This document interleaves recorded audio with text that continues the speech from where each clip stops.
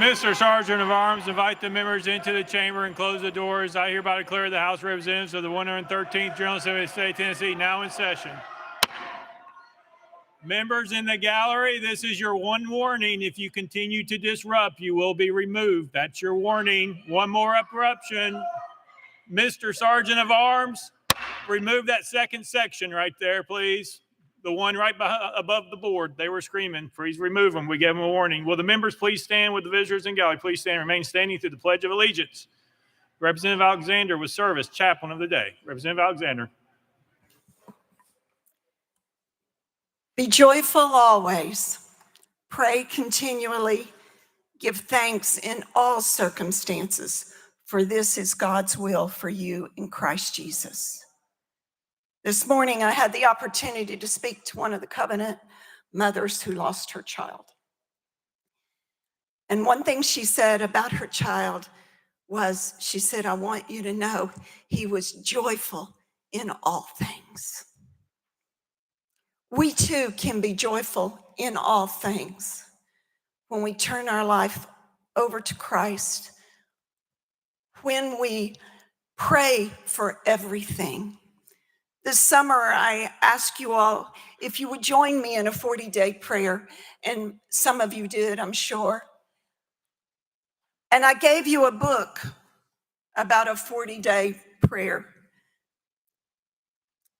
And I want to read you just the last page of that book, and I hope that you will be able to enjoy it at some time when you need to be praying about something. It goes like this. It doesn't matter what you do.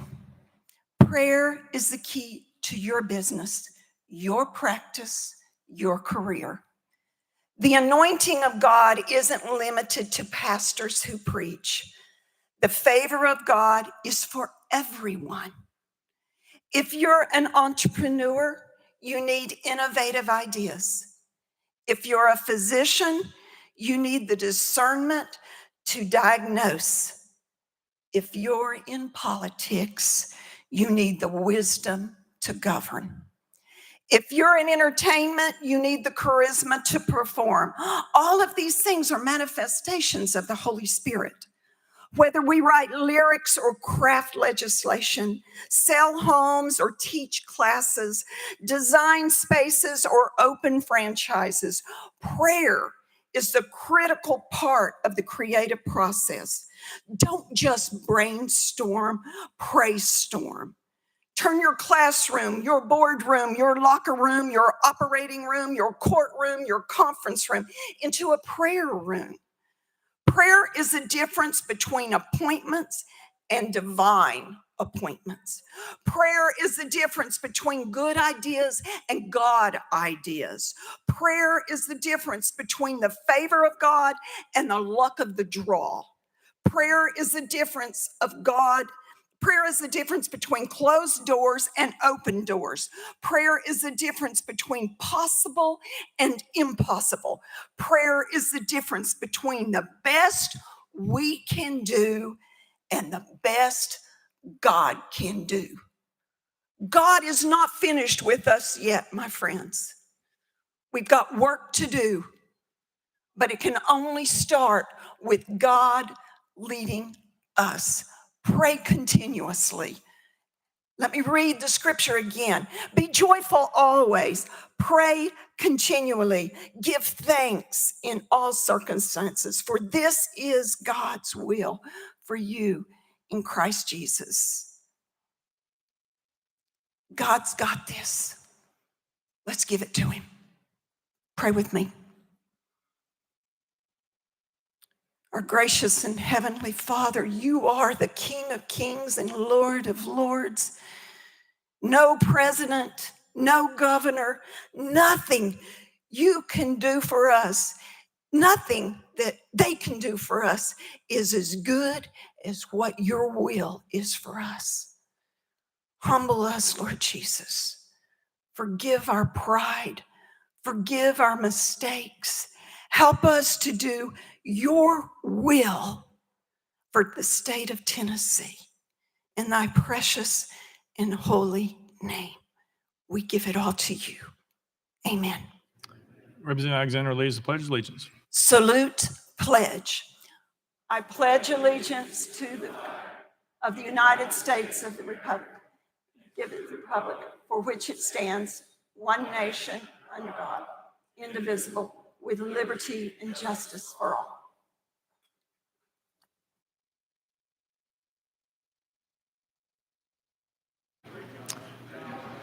Mr. Clerk, please take the roll. Roll call.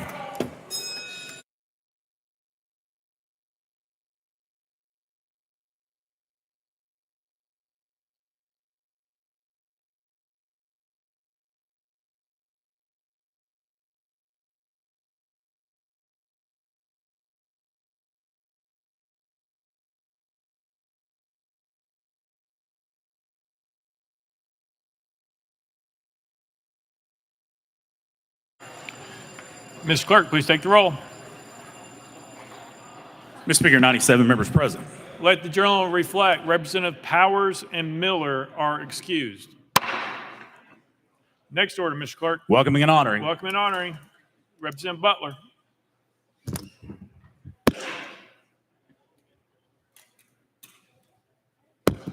There we go. Thank you, Mr. Speaker. I just wanted to thank their Tennessee Highway Patrol for being here this week and thank them for being here to protect us and serve the General Assembly and express my appreciation to their service this week. Thank you.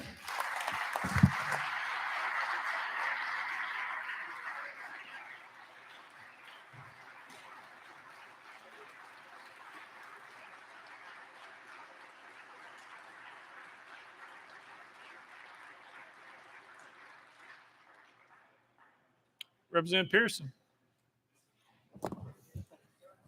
Thank you. I want to thank the troopers as well and recognize that they have been put in a difficult position as well here at the Capitol this week, being used to, in some instances, as we've even seen just now, have to kick members of the public out of the People's House. They had to cordon off parts of the state capitol this week. And so I want to recognize that their contribution has also come with the sacrifice of their own decision-making at certain points to limit democracy and the people's voice as well.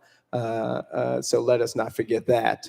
A mother who I believe is here, Allison, I want to make sure she is welcomed. She was dragged out of a committee by our troopers this week, trying to get her voice heard about the issue of gun violence. So I want to welcome her to the People's House and recognize that our troopers were put in a very difficult position of having to drag her out due to rules that we passed.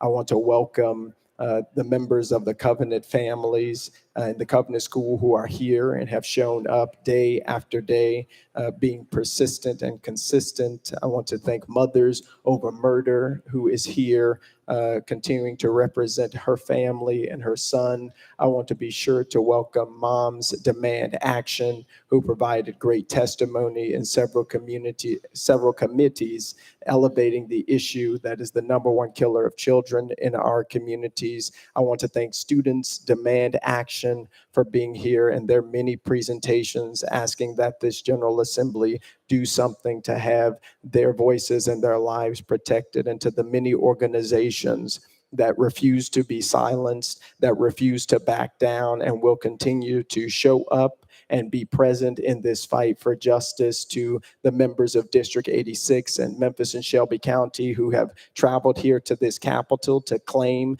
that this is all of the People's House, including to our team and Chief of Staff Oceanae, who is here. Thank you.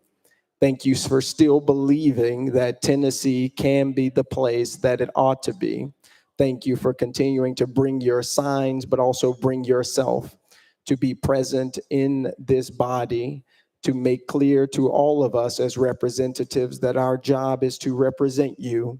It is to lift up your voices and lift up the concerns that you have. It is not to silence you. It is to make sure we speak, and you all are speaking for those who can speak no more. And so I would like to welcome you all into the People's House and thank you for being here. If we give them a round of applause.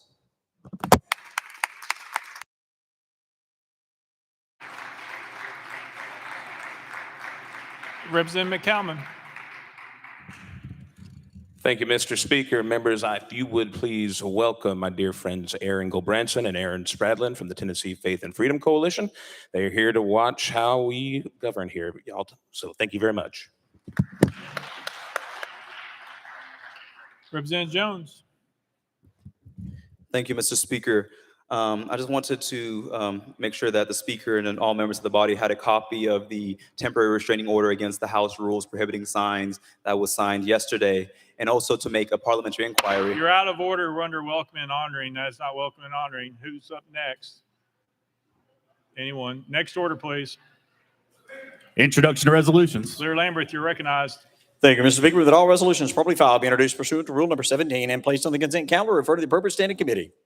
Without objection, so ordered. Next order, Mr. Clerk. Senate Joint Resolutions congratulatory memorializing. Lear Lambert, you're recognized. Thank you, Mr. Speaker. Move that all Senate joint resolutions congratulatory and memorializing line on the desk be placed on the consent calendar pursuant to Rule number 17. Without objection, so ordered. Next order, Mr. Clerk. Resolutions lying over. Lear Lambert, you're recognized. Thank you, Mr. Speaker. Move that all resolutions lying over be referred to the appropriate standing committee. Without objection, so ordered. Next order, Mr. Clerk. Introduction of bills, Senate bills on first consideration. Lear Lambert, you're recognized. Thank you, Mr. Speaker. I move that Senate Bills 85, 86, 88, and 89 transmitted by the Senate be held on the desk pending third consideration of their companion House bills. Without objection, so ordered. Next order, Mr. Clerk. Senate bills on second consideration, House bills on second consideration. Lear Lambert, you're recognized. Thank you, Mr. Speaker. Move that House Bills 103 through 114 be passed on second consideration and be held on the desk referred to the appropriate standing committee. Without objection, so ordered. Next order, Mr. Clerk. Petitions and memorials, reports of standing committees, reports of select committees, calendars. Mr. Speaker, the House has consent calendars 1 and 2. Chairman Zachary, you're recognized. Thank you, Mr. Speaker. I move passage of consent calendar 1 and 2 on third and final consideration, keeping with Rule 50. The gentleman moves passage of the consent calendar, properly seconded. Mr. Clerk, any objections been filed? Mr. Speaker, on consent calendar number 1, item 86 has been objected to by Chairman Clemens, and item 98, SJR 93, has been objected to by Chairman Clemens. Anyone seeking recognition on the consent calendar? Representative Williams, you're recognized. Thank you, Mr. Speaker. I rise to object to certain number to give the clerk notice of items on consent calendar 1. Those items being items number 12, 13, 14, 15, 16, 17, 18, 19, 20, 21, 22, 23, 24, 25, 26, 27, 28, 29, 30, 31, 32, 33, 34, 35, 36, 37, 38, 39, 40, 41, 42, 43, 44, 45, 46, 47, 48, 49, 50, 51, 52, 53, 54, 55, 56, 57, 58, 59, 60, 61, 62, 63, 64, 65, 66, 67, 68, 69, 70, 71, 72, 73, 74, 75, 76, 77, 78, 79, 80, 81, 82, 83, 84, 85, 86, 87, 88, 89, 90, 91, 92, 93, 94, 95, 96, 97, 98, 99, 100, 101, 102, 104, 105, 106, 107, 108, 109, 110, 111, 112, 113, 114, 115, 116, 117, 118, 119, 120, 121, 122, 123, 124, 125, 126, 127, 128, 129, 130, 131, 132, 133, 134, 135, 136, 137, 138, 139, and finally 140. Thank you, Mr. Speaker.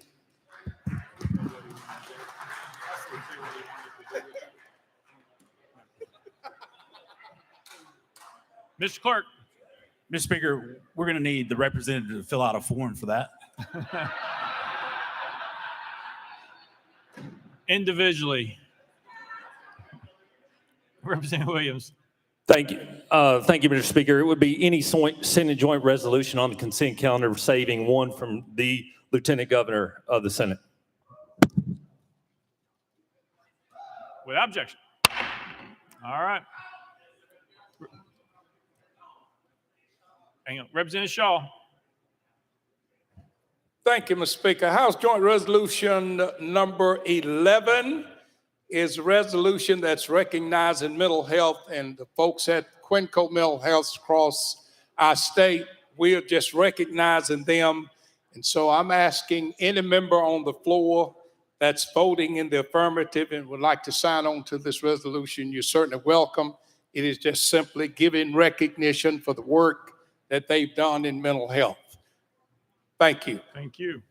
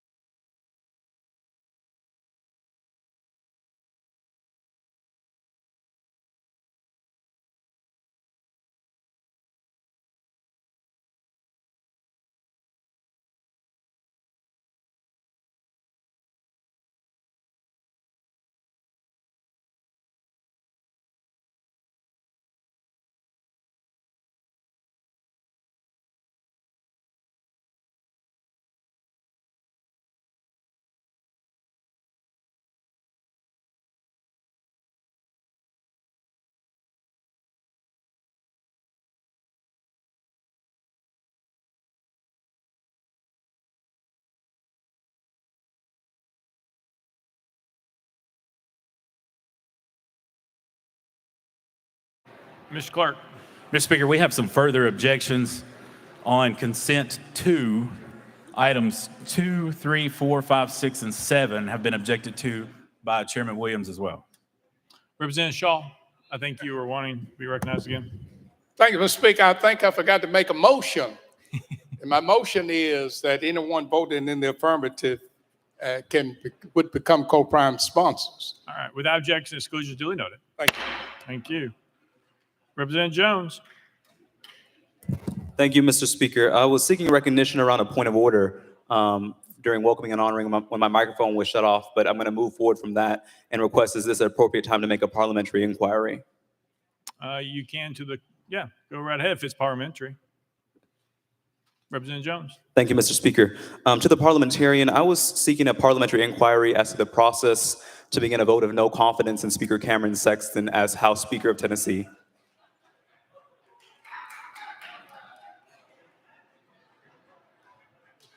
Mr. Clerk. Mr. Speaker, there is no process for such a thing in our rules. There are certain rules on discipline that were passed the other night. Other than that, there's no other means for discipline. Representative Jones. So there's no way for this body, as other legislative bodies do, to say that we have no confidence in the House Speaker to lead this body. Mr. Clerk. Mr. Speaker, if a motion like that were to be made, it would simply be a statement. Representative Jones. Thank you. So to the parliamentarian, would that come as a written resolution? How will I file if we want to call for a vote of no confidence in Speaker Cameron Sexton for his failure to lead in the special session? Mr. Clerk.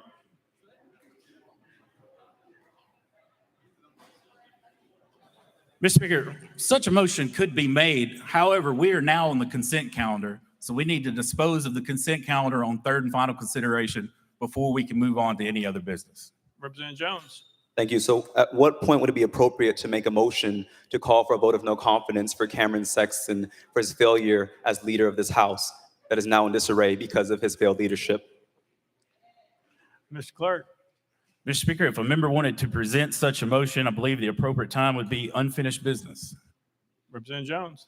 Thank you so much. I hope that my Republican colleagues who are frustrated with your leader, who've expressed frustrations to me, will join me. Thank you. Representative Camper, Leader Camper.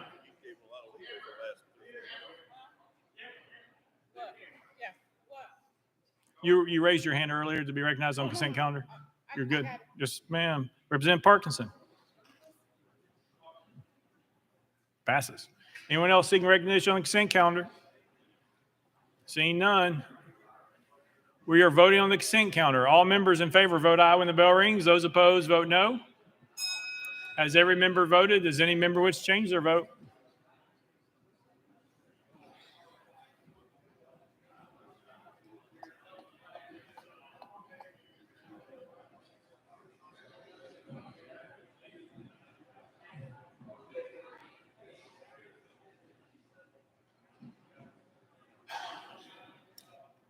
Mr. Clerk, take the vote.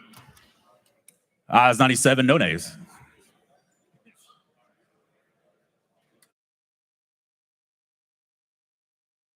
Having received a constitutional majority, I declare consent calendar passed without objection. The motion for reconsider is tabled. Next order, Mr. Clerk.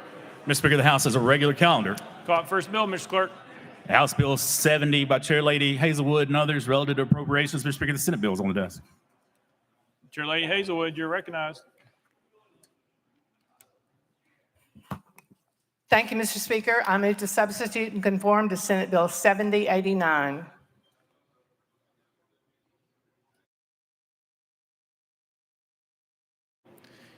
Chair Lady Hazelwood moves to substitute and conform to Senate Bill 7089, probably seconded without objection. So ordered. Chair Lady Hazelwood. Thank you, Mr. Speaker. I move passage of Senate Bill 7089 on third and final consideration. Chair Lady Hazelwood moves passage of Senate Bill 7089 on third and final consideration, probably seconded. Mr. Clerk, call up First Amendment.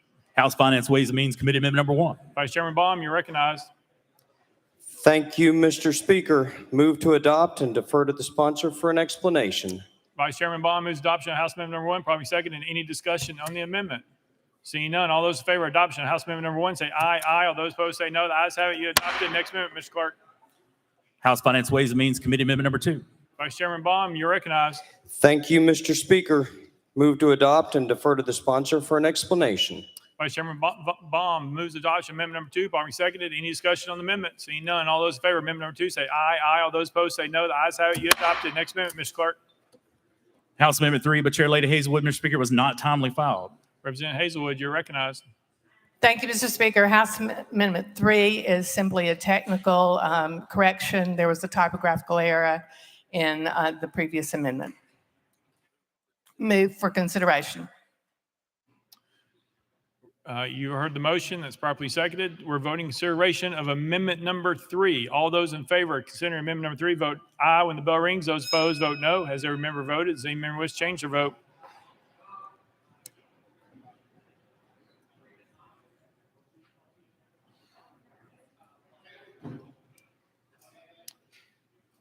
Mr. Clerk, take the vote.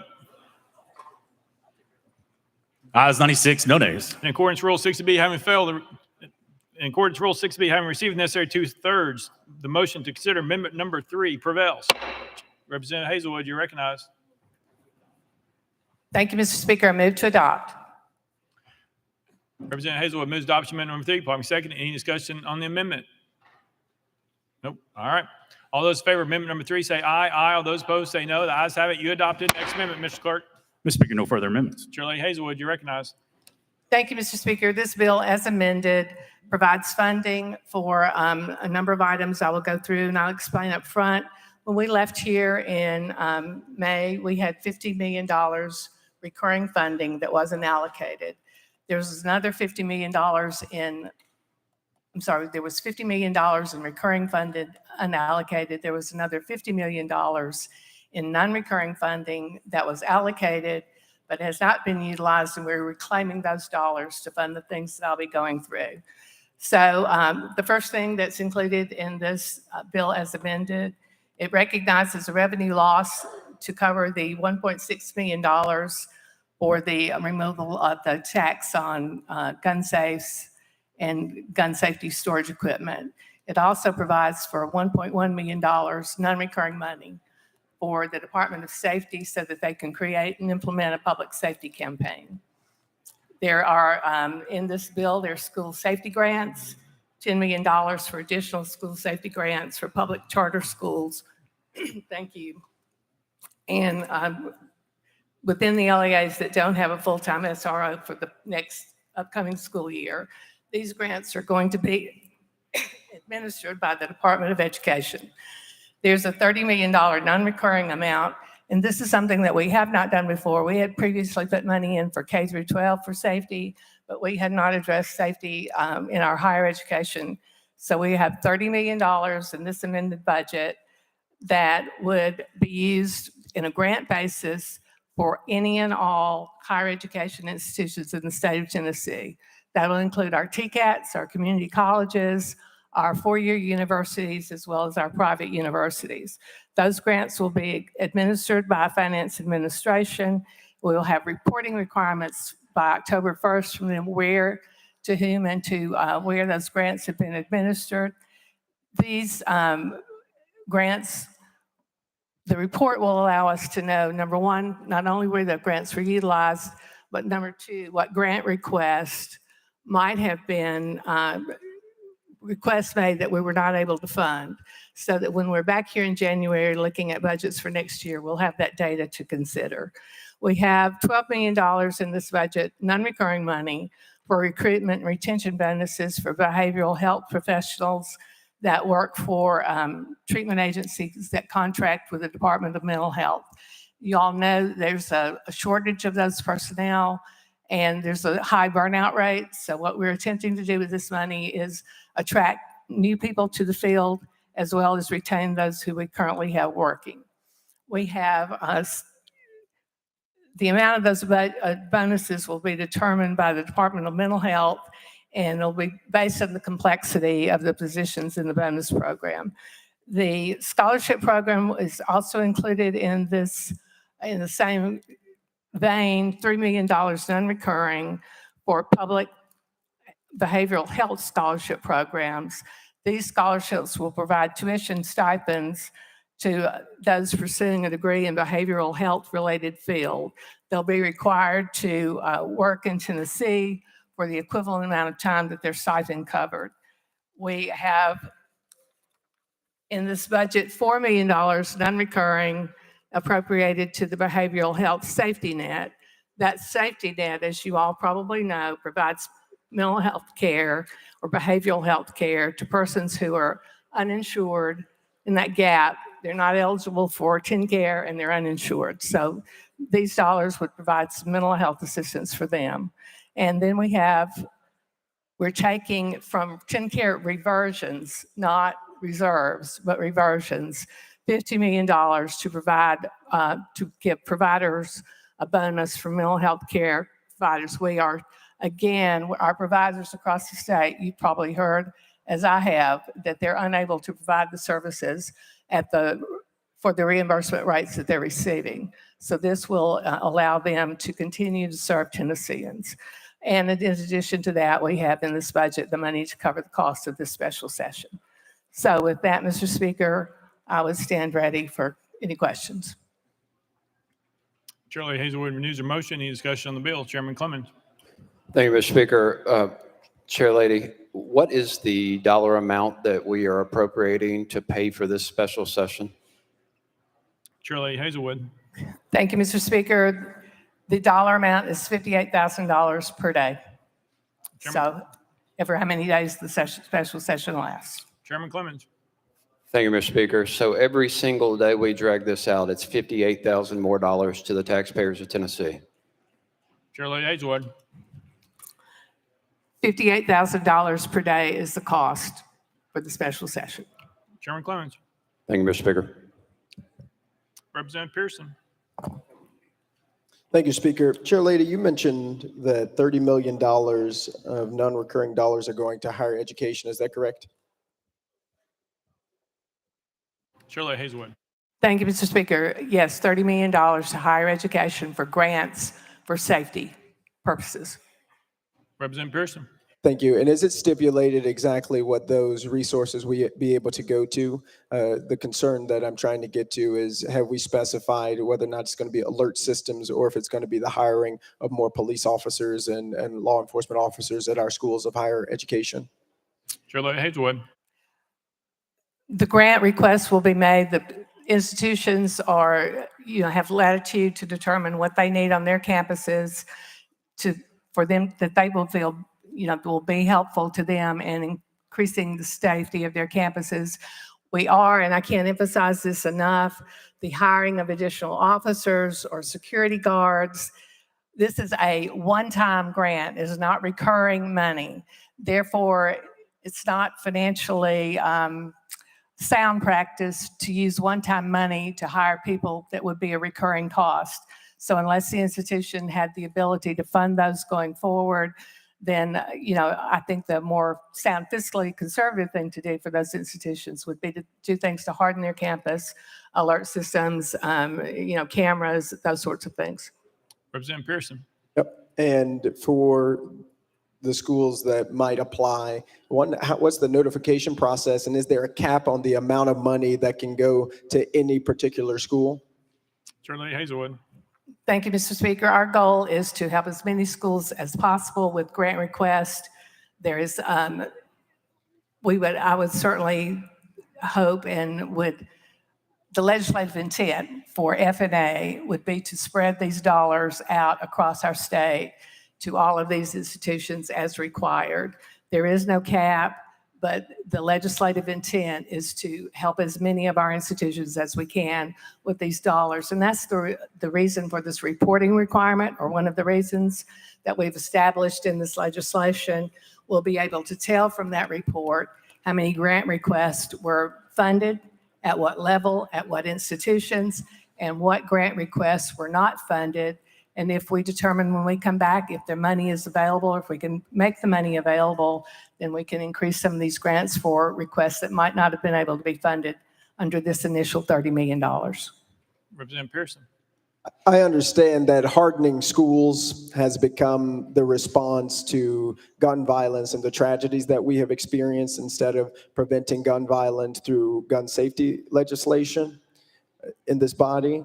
What still concerns me even about this is not just the false solution there of hardening our campuses, or an attempt to do so on these extremely vast and large campuses in our state, but the equitability even of the funding and resources that would be distributed. And so I hear you saying, Chair Lady, that we want to make sure the legislative intent is that it's spread across all 95 counties, but I'm wondering if you can add an amendment, or how you would be able to guarantee that. Grant requests are going to be, not only the request will be based on merit. So if you have a better request from one institution than another, we're not going to require that each institution get X amount of dollars. What we want to make sure is that our money that we are putting into this effort will be used efficiently and as effectively as possible. So we're going to be relying on FNA to monitor these grants, to evaluate the grants, and to provide those grants to those institutions that make the best case for their usage, again, with every attempt being made to spread that out. And we certainly are not going to spend all of these dollars in one or two locations. Representative Pearson.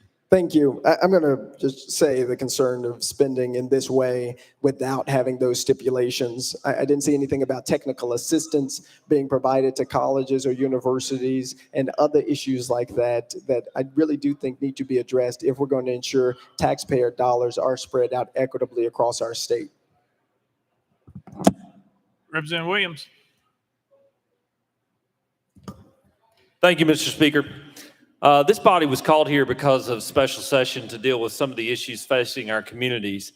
I think one of the things, as I've worked with Chair Lady Hazelwood and Chairman Hicks, Chairman Baum, this week. I think one of the big takeaways for me is the amount of new monies that we're spending in the mental health care space. Thanks to the speaker's leadership, we're passing, funded in this appropriations bill is $2.2 million for parity so that we can fund mental health services in our state for those who need it at the same level that we do substance abuse. In addition to that, we're adding another $4 million in safety net funding, which is extremely important that this body saw fit to spend additional monies. Those monies would be serving the mental health. But most importantly, and the largest amount of monies that we have assigned in this budget is another $50 million that we're reallocating of the existing budget from TennCare Reserves to be able to help provide one-time monies and bonuses to those people who are out there serving our communities in the mental health space, trying to provide services to our citizens who are vastly underpaid because the reimbursement rates are so low. I think this is a good first step. I think this body and this finance committee and the speaker's office should be very pleased with the work that we've done around mental health. And so for that, I just wanted to congratulate the chair lady and the members of this body. Thank you. Thank you. Chair Lady Hazelwood. Thank you, and Chairman Williams, thank you for those words. And I would like to remind everyone that this is the first time that we have put these sorts of dollars into higher ed. So again, this is something that this legislative body is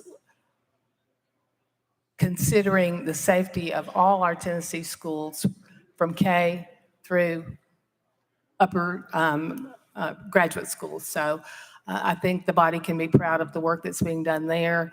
And the amount of money is we have to work within our budget, work within the dollars that we have available. Will we be able to do everything that every school campus would like to do? No, but this is a start. And again, collecting the data on the grant requests that come in will allow us to make really better decisions going forward about what things should or should not be funded, where our dollars can be most effective. And I look forward to working through that process and gathering that information so we can talk about those things again when we're here in regular session. Thank you. Representative Jones.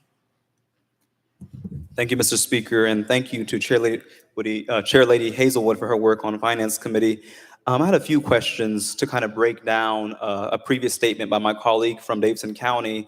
You stated that $58,000 per day is the cost of the special session. I have a few specific questions, if you don't mind, Chair Lady. My first question is, how much of that is going toward trooper overtime? Chair Lady Hazelwood. The trooper costs are not included in that $58,000. We have been told by the Department of Safety that those costs are covered in their regular budget. There are no additional costs associated with that. Representative Jones. Are we aware of how much is going to trooper overtime specifically for this special session? Chair Lady Hazelwood. Again, according to the Department of Safety, they will be funding this through their regular budget. I think they'll be doing things like flex time and other things that will not require trooper overtime and additional funding. Representative Jones. Thank you, Mr. Speaker. How much specifically went toward putting those new barriers in the rotunda that limit the access of people to access the people's house? How much do we spend for all those ropes and cordons that we put in the rotunda? Chair Lady Hazelwood. That funding is not included in this bill. Representative Jones. Thank you, Mr. Speaker.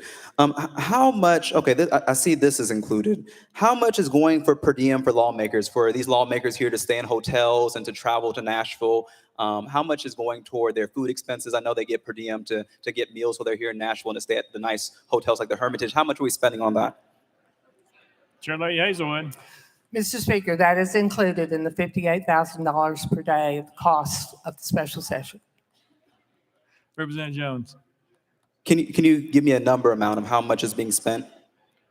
Chair Lady Hazelwood. $58,000 per day. Representative Jones. Thank you, Mr. Speaker. How much is being spent for litigation to defend the House rules in the Chancery Court, the new House rules that were voted on for the special session restricting free speech? Is that included in the appropriations, the legal costs to taxpayers to defend the rules passed by my colleagues on the other side of the aisle? Chair Lady Hazelwood. There are no additional costs. Those are covered in the cost of doing business for the state of Tennessee that's already been provided for in the budget that we passed in January. I'm sorry, in May. Representative Jones.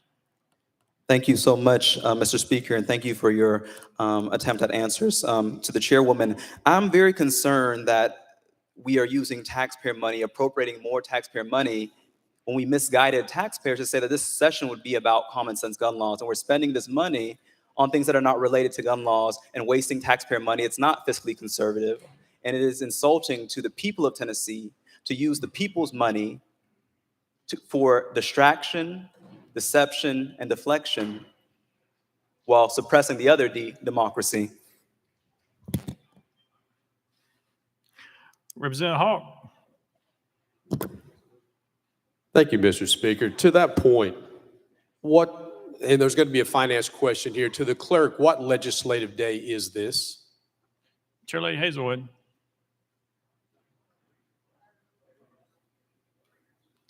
Mr. Clerk. Mr. Speaker, this is the third legislative day of the extraordinary session. Like Representative Hawk. Thank you. And I may still be going to the clerk on this one. Forgive me, Chair Lady Hazelwood and Speaker. How many days in legislative session did we have in the first year of the 113th General Assembly? One moment.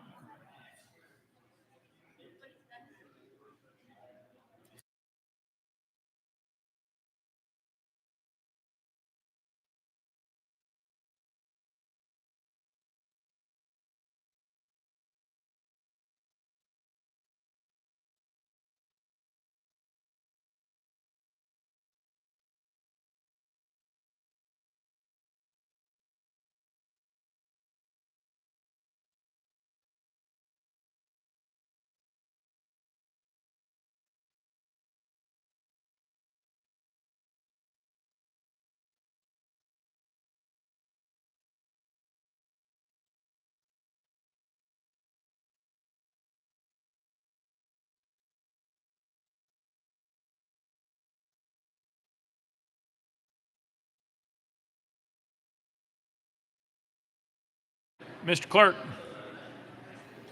Mr. Speaker, we had fewer legislative days in the Senate. The House was only here for 27 legislative days, the Senate 32 legislative days. Representative Hawk. Thank you, Mr. Speaker. Final question for the clerk. Are we allowed 90 days in a legislative session over a two-year assembly? Is that accurate? Mr. Clerk. Mr. Speaker, pursuant to the Constitution, that's correct. Representative Hawk. Thank you, Mr. Speaker. So, Madam Chair, Lady Hazelwood, thank you very much for the banter that you've allowed between the clerk and I. So historically, we budget for 90 days of legislative session, whether it be extraordinary session, regular session, whatever sessions may have occurred. And we budget those dollars in our legislative budget on a regular basis. So whether we may be showing these $58,000 under this particular extraordinary session, but those dollars have been allocated and go forward. If they're not spent, they are returned. But we've got that in the budget to move forward. So I think that's an important fact for us to note as we debate this issue. Thank you very much, Lady Hazelwood and Mr. Speaker. Representative Spicky.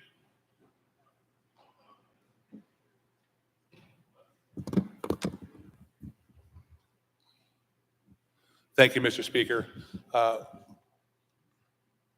Chair Lady Hazelwood, what was the dollar amount added to higher ed for security for our colleges and universities? Chair Lady Hazelwood.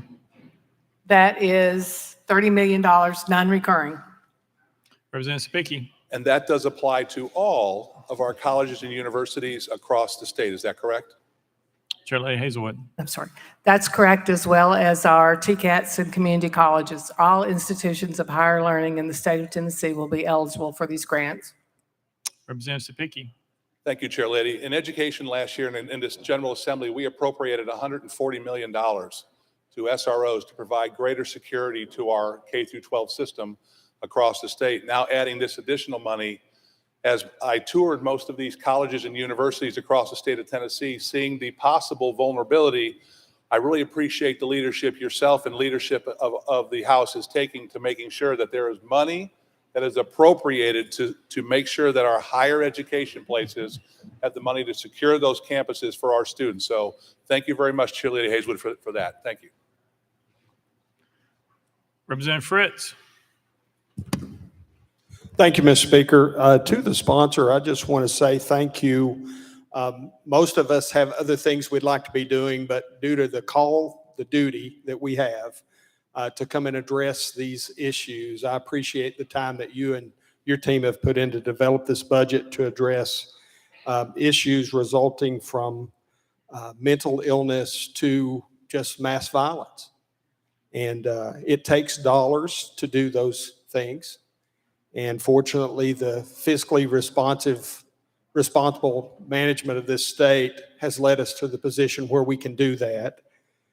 We can address a culture of crime in areas. We can address both mentally ill and perhaps even the criminally insane and try to get those folks help. So thank you for working on that. Our ability to prevent mass violence by not allowing soft targets is tremendously important. So thank you for your work there. And so my question would be, if a member had a deep concern about the cost, could that member forego their or forfeit their per diem to help with that cost?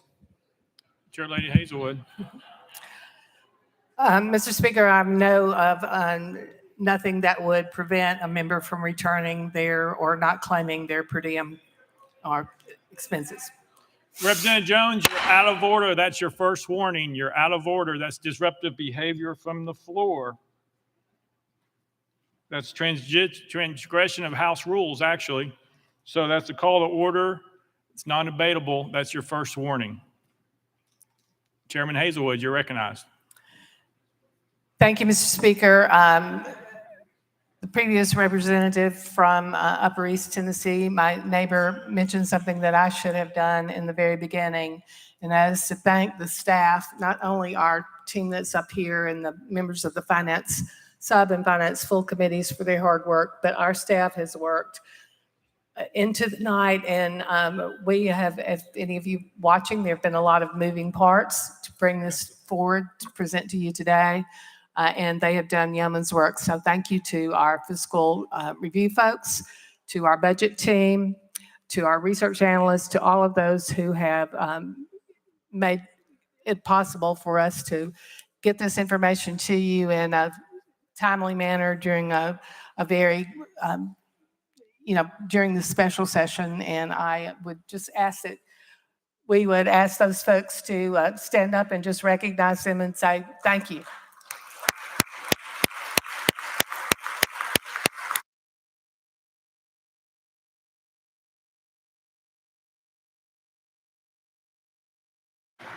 Chairman Clemens. Passes. Representative Shaw. Thank you, Mr. Speaker. Lady Chair, again, thank you, and we congratulate you. But just remind me again what we're doing with that extra million that we took from one place and put it in another, if you don't mind. Chair Lady Hazelwood. Thank you, Mr. Speaker. We're taking $4 million on a non-recurring basis. We're going to appropriate those dollars to the behavioral health safety net. As you know, we have Tennesseans who are not eligible for TennCare, but are uninsured. This would allow those people to have an opportunity and access to behavioral health care services. So that's what that $4 million will be doing.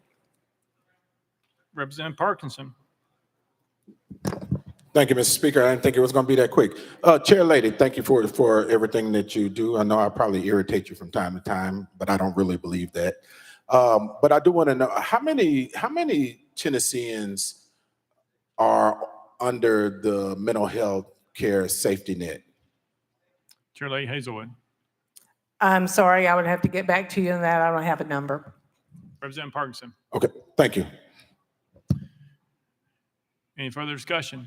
Seeing none, any objection to the question? Seeing none, we are voting. All those in favor of Senate Bill 7089 as amended, vote aye when the bell rings. Those opposed, vote no.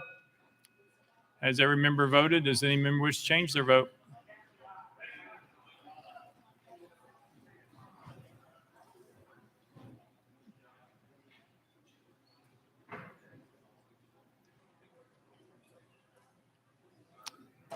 Mr. Clerk, take the vote. Ayes 92, nays 5 present, not voting. Senate Bill 789 having received a constitutional majority, I hereby declare passed without objection. The motion to reconsider is tabled. Call up next bill, Mr. Clerk. House Bill 2 by Leader Lamberth and others relative to safety precautions taken in response to potential active shooter situations. Leader Lamberth, you're recognized. Thank you, Mr. Speaker. I move passage of HB 7002 on third and final consideration. Leader Lamberth moves passage, properly seconded. Mr. Clerk, call up First Amendment. House Education Administration Committee Amendment number 1. Chairman White, you're recognized.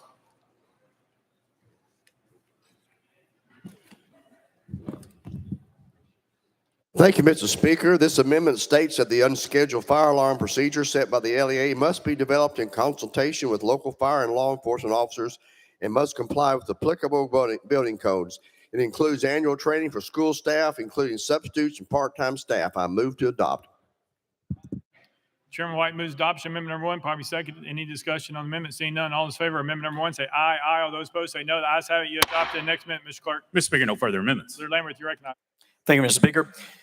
Members, the goal with this bill is that when a fire alarm goes off, unfortunately, in this day and age, you cannot assume that it is a fire.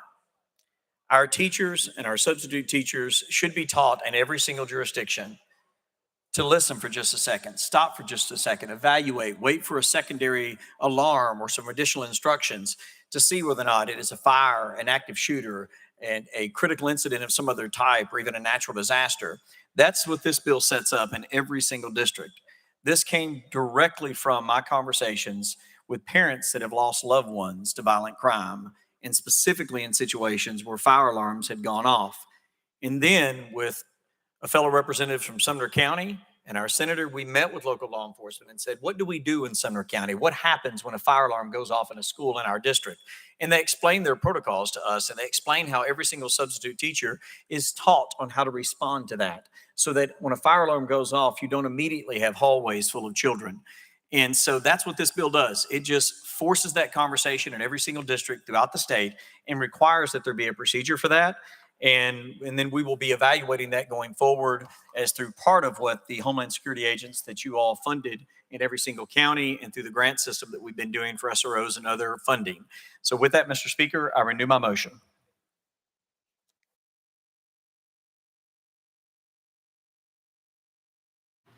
All right.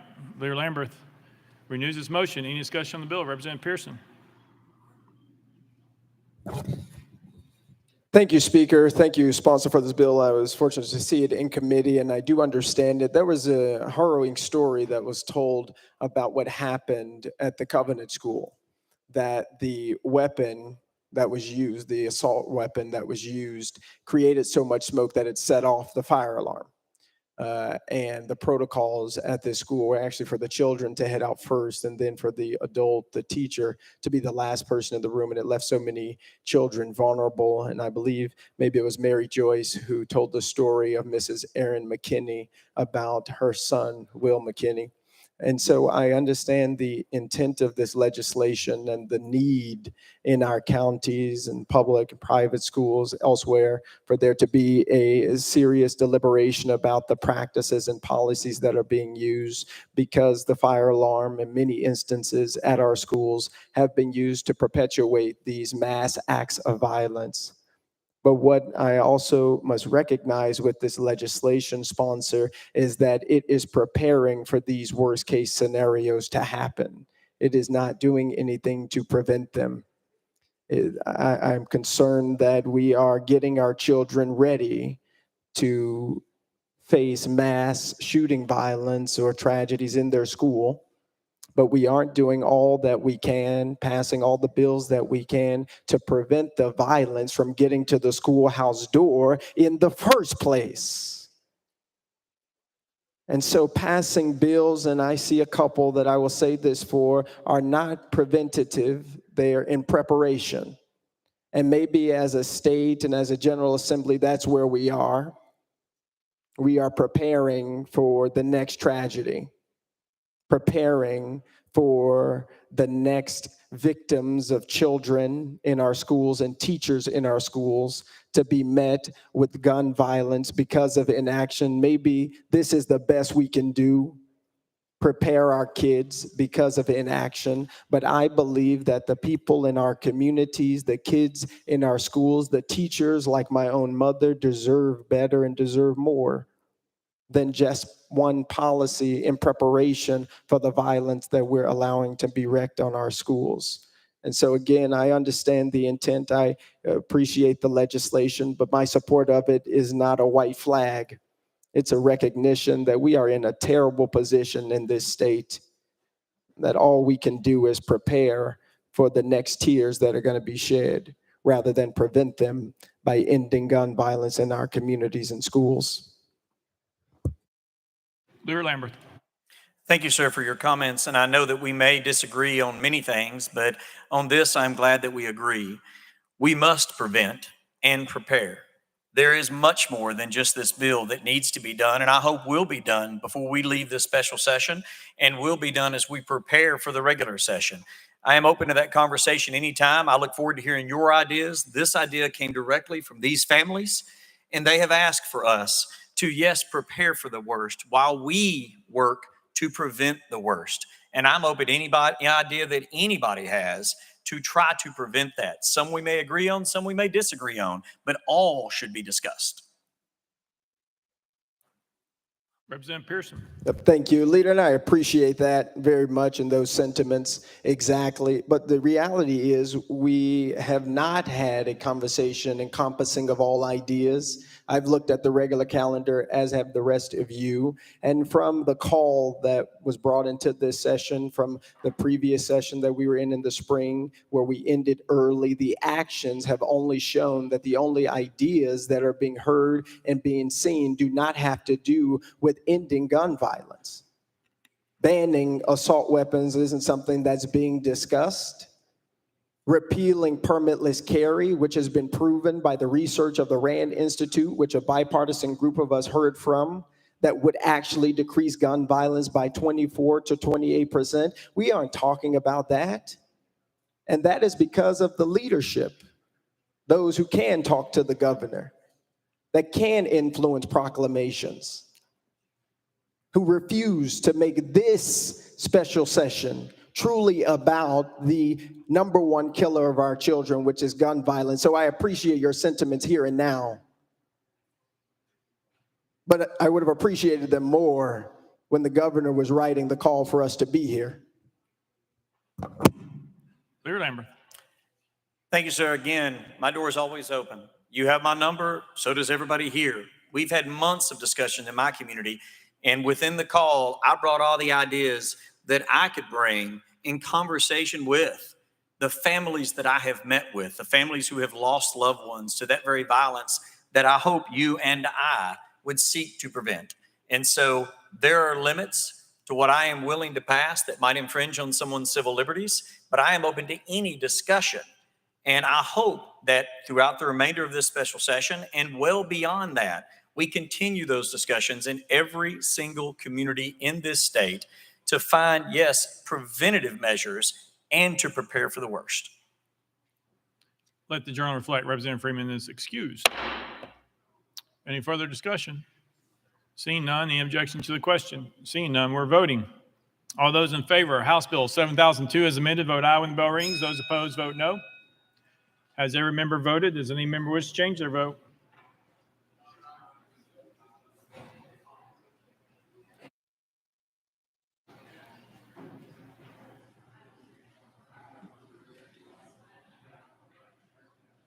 Mr. Clerk, take the vote.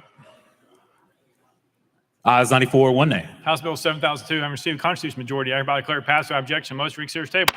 Leader Lambert, you're recognized. Thank you, Mr. Speaker and members. Thank you. Ms. Kinney, I know you were watching. That bill was for William. Mr. Clerk, call up next bill. House Bill 3 by Leader Lambert and others, relative to lifetime orders of protection.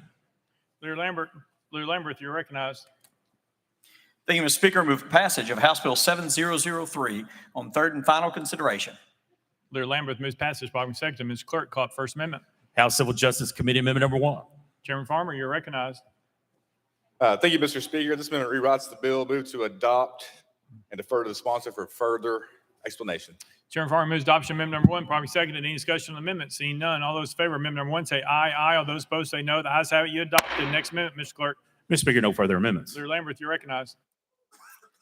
Thank you, Mr. Speaker and members. This is just a cleanup, but it is an important one from something we left out about a year and a half ago. Nikki Gozer, many of you have met her over the years. Her husband was killed right in front of her several years ago.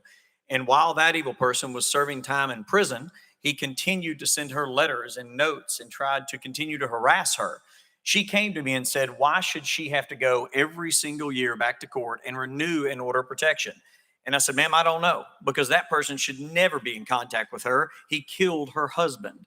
So we created a lifetime order of protection for convicted felons that have committed violent crimes.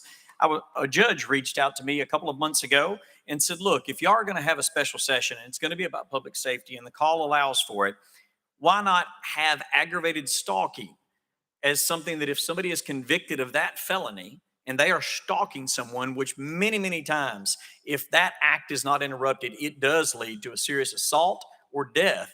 Why not do a lifetime order of protection for folks convicted of aggravated stalking once they've gone through the entire criminal justice system and been convicted, so that the victim doesn't have to come back every single year and look into the eyes of that stalker to try to get the order of protection renewed? We put provisions in here that if that stalking crime is ever pardoned or if it is set aside by the court, that the individual under the order of protection could come back and ask for this to be lifted. But other than that, this would be a lifetime order of protection to protect those victims. With that, Mr. Speaker, I renew my motion. Leader Lamberth renews his motion. Any discussion on the bill? Representative Powell. Thank you, Mr. Speaker. I know we heard this in Civil Justice Committee, and I just wanted to ask, because I know there was an amendment, and I believe that amendment's been included. So are we now allowing this person, I know you, and I agree with your problem that you're trying to solve and supported that original legislation. But there was a amendment that was added in the committee that I voted no on that would allow this person who is a stalker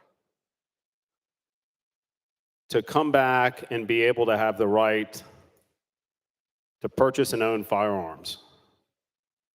Is that still in this bill? Is that correct? Leader Lamberth. No, not entirely. So right now, a judge would review these every single year. The victim would have to go back to court and have to get it renewed. Well, usually as time goes by, it gets harder and harder for the judge to just grant it year after year after year. And a lot of times the victims get weary, they get tired, they get intimidated by having to come to court every year. With this is an extraordinary measure. This is a lifetime order of protection. And it's based on a status of they've been convicted of aggravated stalking. So if for some reason that aggravated stalking is pardoned or it's set aside by the court, which does happen, there are opportunities to potentially get some of this removed from someone's record if it's a one-time offense, then instead of saying, well, it's going to automatically be removed, the lifetime order of protection, we just put in there that the individual that was under the lifetime order of protection could then petition the court. We put it on their shoulders to go back to court and petition and say, hey, my underlying charge has now been dismissed and doesn't exist, and they can get their rights restored. If that underlying charge has been expunged, pardoned, or removed from their record, then their rights have already been restored in every other way. So, I mean, unfortunately, I hope that doesn't happen very often, but if it did, it just is an opportunity to get back into the court. Representative Powell. Pass. Representative Carringer. Thank you, Mr. Speaker. I want to thank Leader Lambert for bringing this bill. Nikki Gozer is a constituent of mine, and her husband was murdered right in front of her while doing karaoke right here in Nashville in a non-gun-free zone. Nikki is a fabulous person and has suffered for many years worrying about this guy who was in prison continuing to stalk her while in prison. So Nikki has stayed involved, and she's made Tennessee a better state, a safer state, because of continuing to work hard on bringing these new bills and to add to our laws. So thank you, Leader Lambert, and I know Nikki Goser truly appreciates all the hard work that's been done down here to protect those future. So thank you. Leader Lambert. Representative Pearson. Thank you, Speaker, sponsor, and thank you for those comments. And I'm sure Mrs. Goser continues to mourn, and our state has to, as we lose people senselessly to gun violence. Is in this law, if someone is a lifetime stalker or has this ban on them from an individual, are they still allowed to purchase a firearm? Leader Lambert. No, in order to have this lifetime order of protection granted, that person's already a convicted felon. They've already been convicted of aggravated stalking, have gone through the whole court system, and that took away their ability to be able to purchase or possess a firearm because they are convicted of that offense. So this doesn't affect that status, but they already would be prohibited. Representative Pearson. Thank you. Chairman Clemens. Thank you, Mr. Speaker. Could you elaborate on the question that was asked by my colleague from Davidson County as to whether or not this person would have its right reinstated and be able to petition the court to have access to firearms? Leader Lambert. Again, this in essence is based on their status that they have been convicted of a very specific crime. So we listed murder, rape, robbery. We listed some crimes before because ordinarily an order of protection is granted based on circumstances. Well, before when we created lifetime order of protection, we said, look, victims of certain violent crimes, they never should have to be around those criminals that have been convicted again. They don't ever want to see them again. There's no restorative justice in those situations. So for aggravated stalking, it's the same thing. But because it's based on that conviction, if the conviction disappears due to a pardon or, again, an expungement of some sort, then that status of that conviction is then gone. So the parties are then back to the point they would have been before the conviction, where a victim could go to court and get a regular order of protection. And we didn't even go that far. We're leaving the lifetime order of protection in place unless the person that has had their rights restored wishes to go back to court and also get the lifetime order of protection lifted. I can't imagine that this is going to happen very often. It's going to take some pretty extraordinary circumstances. And personally, if the parole board's looking at a pardon for someone to make a recommendation to the governor, I would hope if this passes that they would look at whether or not there's a lifetime order of protection in place. But if somebody gets a pardon, that conviction's gone. Chairman Clemens.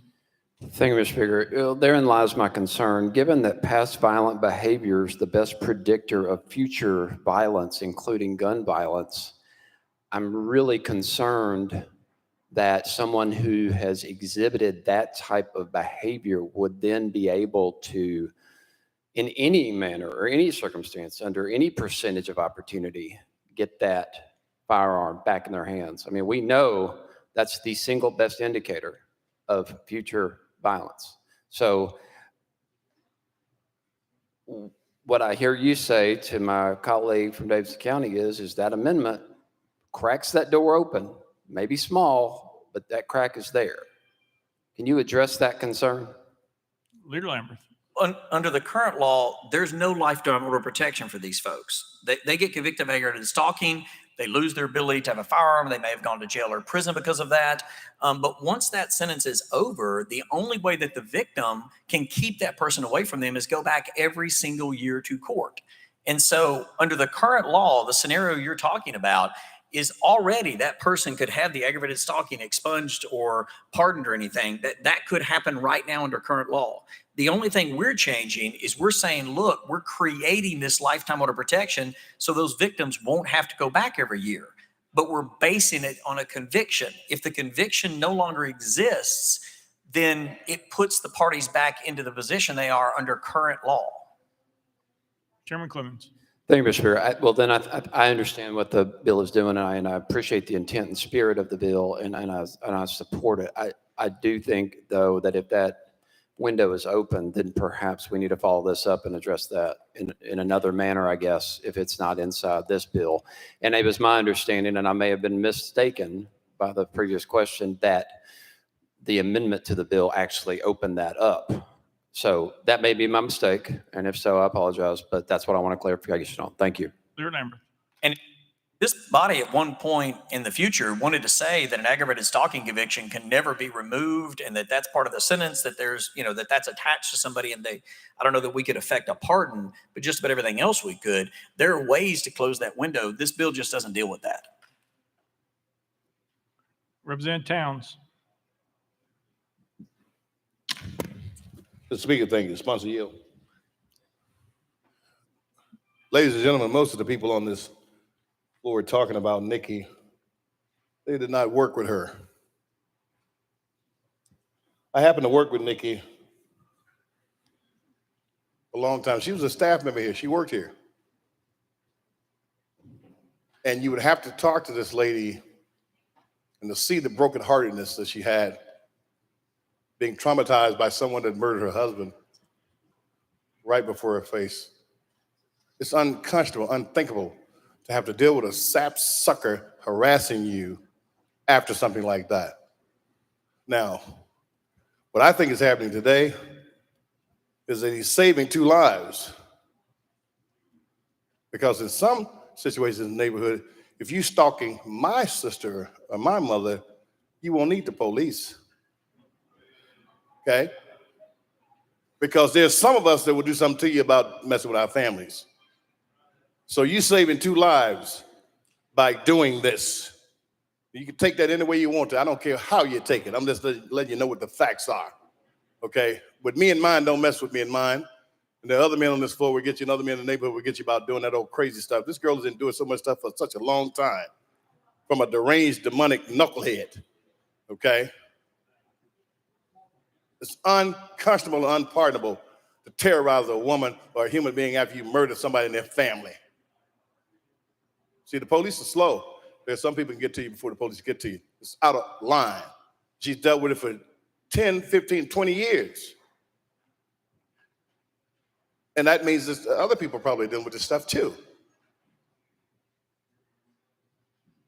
Don't let a punk do that to another human being after murder. Unacceptable.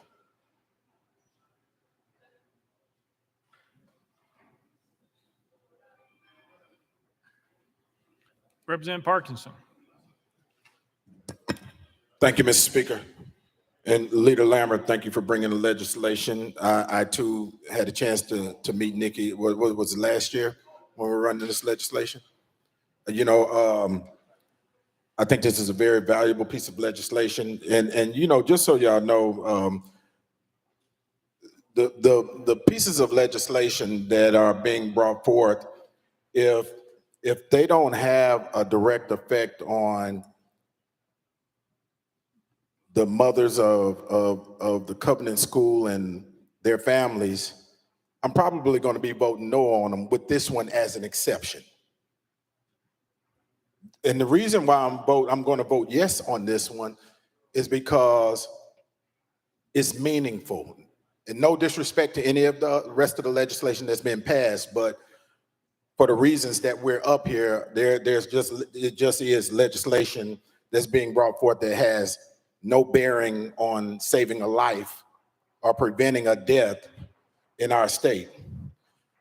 And I do have a question about this legislation, though, so I can understand the mechanics of it.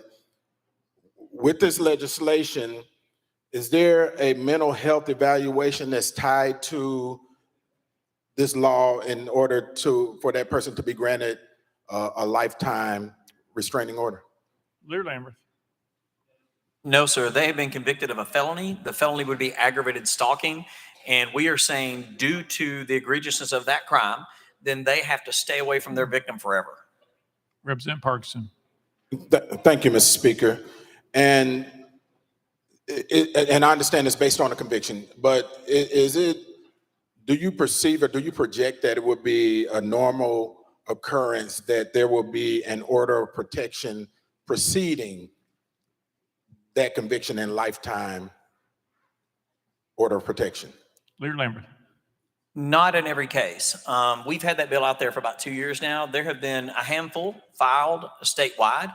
But I mean, some victims pursue this and others do not. Some of it depends on whether or not they know about it. Some of it depends on how much the local courts know about it. But I mean, you're probably not going to see this used a lot, but it will be used in the worst of the worst cases. I mean, those aggravated stalkers that have just been a nightmare for their victims. And this is a way, again, an order of protection is just a piece of paper, but every time it's violated, if somebody violates it, that's a new crime. And so this helps that victim who would have to go back every year, just go one time. And then they have to face that defendant one time, and then they're good. They don't have to go back to get that piece of paper again. Representative Parkinson. Thank you, Mr. Speaker. And what happens if the person seeking the order of protection, after 12 years, decides they want to grant grace? Can they have it removed? Leader Lambert. Yes. Representative Parkinson. Okay, thank you for that. And as stated earlier, you know, this will probably be the one exception on legislation that I vote for that does not have a direct correlation to preventing gun violence in our state and affecting the lives of those that were affected by the Covenant school shooting. But I appreciate you bringing the legislation. Thank you. Any further discussion? Seeing none, any objection to the question? Seeing none. All those in favor of House Bill 7003 as amended, vote aye when the bell rings. Those opposed, vote no. Has every member voted? Does any member wish to change their vote? Camper, aye.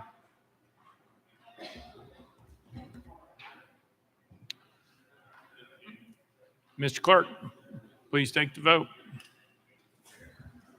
Ayes 94, no nays. House Bill 7003 having received a constitutional majority, I hereby declare passed without objection. The motion for reconsider is tabled. Call the next bill, Mr. Clerk.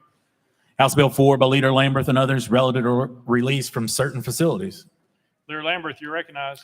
Thank you, Mr. Speaker. Move passage of House Bill 7004 on third and final consideration. Leader Lamberth moves passage. Following seconded. Mr. Clerk, any amendments been filed? Mr. Speaker, no amendments filed. Leader Lamberth, you're recognized. Thank you, Mr. Speaker. Members, I shared earlier that I've been busy since we left in April. We've had a lot of meetings in my district. I know you've had a lot of meetings in your district.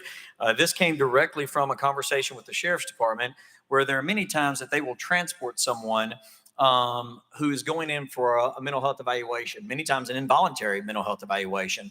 Sometimes there are criminal issues that are still being investigated. Other times there are interventions that have been tried locally in conjunction with law enforcement and other civic partners to try to help a person. And when they're transported to a mental health institution, nobody tells the transporting agency when that person is released so that they can then follow up and take whatever necessary other steps there are. This is very simple. It just says when they're released, that law enforcement agency that transported them is notified. They are not told a diagnosis. They are not told anything from that facility other than the fact that person has been released. That's it. With that, Mr. Speaker, I renew my motion. Leader Lamberth renews his motion. Any discussion on the bill? Representative Pearson, you're recognized. Thank you, Speaker and sponsor. Thank you. Again, don't see much wrong with this bill outside of the issue that many of us want to address, which deals with gun violence and gun safety, not being addressed, right? I mean, I understand the need for potentially law enforcement officers being informed about a person that they had sent to a mental health facility being left out. But when we talk about gun violence, we know that very few of those acts are committed by people with mental health illnesses. And I'm afraid that we are going to invest so much time talking about mental health without actually addressing the issues as it relates to gun violence and gun violence prevention. And we end up blaming people with mental illness, intentionally or not, as it relates to the legislative intent here. That ends up being what we're doing. Surely, I don't know if this will cause many more clerical errors or anything like that, but the intention that many people in our galleries, which are still banned to just one side, want to hear about and want to see us take action on isn't just more clerical work between the mental health facilities and the local law enforcement. Is for us to actually take action that would make our community safer. And this is not taking the type of action that we need. So what is your intent with this legislation? And in any case, have you found that this would actually be improving our public safety, actually be reducing gun violence in our communities? Leader Lambert. Thank you, Mr. Speaker. And early, we had a back and forth about getting ahead of these incidents, trying to prevent a horrible incident before it happens. In almost 20 years of practicing law, I mean, 7 of that as an assistant district attorney, the rest in private practice, I've seen a lot of people when they first come into the criminal justice system. And if you get in front of an incident there and you get an early diagnosis of someone who's just starting to devolve into a serious mental health disorder, you can help them. And that stops them from later violence. It's the same true with a lot of times with minor incidents in the criminal justice system, misdemeanors. If people get the services they need, and I've heard you talk about this, sir, of desire to make sure that people have the services they need so that they can get help before they get into a bad spot. That's what this helps do. Because if the agency that transported them, who many times is working with other civic partners in the community to help somebody, I mean, that's why they're being transported. They're not being arrested and put in a jail. They're being transported to a mental health facility. So if they don't know when they leave, many times they don't have transportation back, for one thing, and then they're not able to be matched up with those services. And so the person devolves even further into a mental health crisis. So if we can get ahead of that, it does help prevent some of these. I can't tell you how many, but it absolutely does get ahead of it. Representative Pearson. Again, understand what you're saying, but in the bill, I do not see where we are providing an increase in services to people after they leave these facilities. I only see notification of local law enforcement agencies. It is not saying that those individuals are then to be provided wraparound services, housing and food vouchers, and all of the other services, thinking of Pavlov's hierarchy of needs that can help people to be safe and secure in their lives. That isn't what this legislation is doing. It is only, from what I have read, notifying. Leader Lambert. Yes, sir. The notification is so all the rest of that can happen. I can't tell you that every community does that, but my goodness, they should. So for all, we have 99 reps here and or almost, I mean, a few have left, but all of our communities, I hope we are having these conversations. Make sure that your communities are providing those wraparound services. If your sheriff, if your local law enforcement is being notified, have those conversations. Let's bring those ideas from here and let's make sure that they are provided. This is just notification, but it's another step in the right direction, I would hope. Representative Pearson. Again, I understand hoping and wishing and wanting, but would you amend the legislation to make sure that that directive is a part of what we're passing? Because it isn't enough to just hope that certain things happen and pray that things happen. When in this body, I have seen a lot of legislation go forward that is telling agencies the needs that we have and the responsibility that they have to care for our community. Just hoping that it happens is not a resolution when we actually have power to ensure that that happens. Leader Lambert. Obviously, the legislature is one step at a time. It's one bill at a time. It's one idea at a time. I have said that we should work on all of those other things as well. Notification is one aspect of that. So if we're going to build a house, it's one brick at a time. And I, again, hope that you join in that. And that is my hope. And I think hope is an important thing for all of us to have, but that we hope toward a better future and act toward that. And so this is an attempt, at least, and it's another brick in that wall, another step in that direction. Oh. Representative Lynn. Thank you, Mr. Speaker. Generally, when a person is taken in and brought to a mental health facility, either the family calls mobile crisis and a counselor shows up with the sheriff's deputies and tries to get the person to voluntarily commit themselves. If the person will not voluntarily commit themselves and the deputies witness the person either threatening themselves or threatening their loved one or someone immediate, the sheriff's deputy at some point talking with the social worker who shows up, they decide, we will place this person under arrest, and then they take them to the sheriff's office. They are fingerprinted, photographed. They sit in a cell, and then the judge says, take them to the emergency room or mental health facility. That's how it works. Because they were placed under arrest, in order to get them the help that they need, it's forcible help. Because they were placed under arrest, they then will have a hearing with a judge in a few days when they were competent enough to talk to a judge. A social worker is assigned, and the system does ensure that all services that this person will need are explored and investigated and then provided. So I do think this is a good bill. It will provide notification back to the Sheriff's Department of when that person gets out. But that's generally what happens. Mobile crisis is called by the family. Or if maybe if someone in the public sees someone acting very strangely, a harm to themselves, a danger, they simply call the Sheriff's Department or the police, and the same thing happens. The person is placed under arrest, they're brought in, fingerprinted, photographed, they sit in a cell, and then the judge says, take them to the mental health facility. So that's how that's done. And like I said, in a few days, there is a hearing with a judge and a social worker and the person, and hopefully the person's loved ones are in on this call, and they decide on the services that this person needs in order to get the help they need. Thank you. Representative Dixie. Thank you, Mr. Speaker. This bill highlights an issue that I've seen happen before, many times before, and I think this kind of highlights what's going on. And I think Representative Lynn in front of me just detailed it spent a lot of time talking about it in detail. But when someone's in crisis, transportation is the issue. And a lot of time when they transport someone, they're already in crisis. And then when the law enforcement comes out, it aids into some more anxiety, and it's an additional stressor. And so I would hope that we can find some other options, because right now there's really not many options to transport someone who hasn't committed a crime but is in crisis. But this bill definitely highlights that issue. And I would hope that we can find some other way to transport people in crisis other than law enforcement.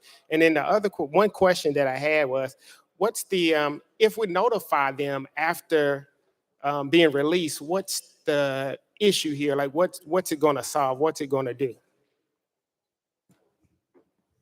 Leader Lambert. Thank you, Mr. Speaker.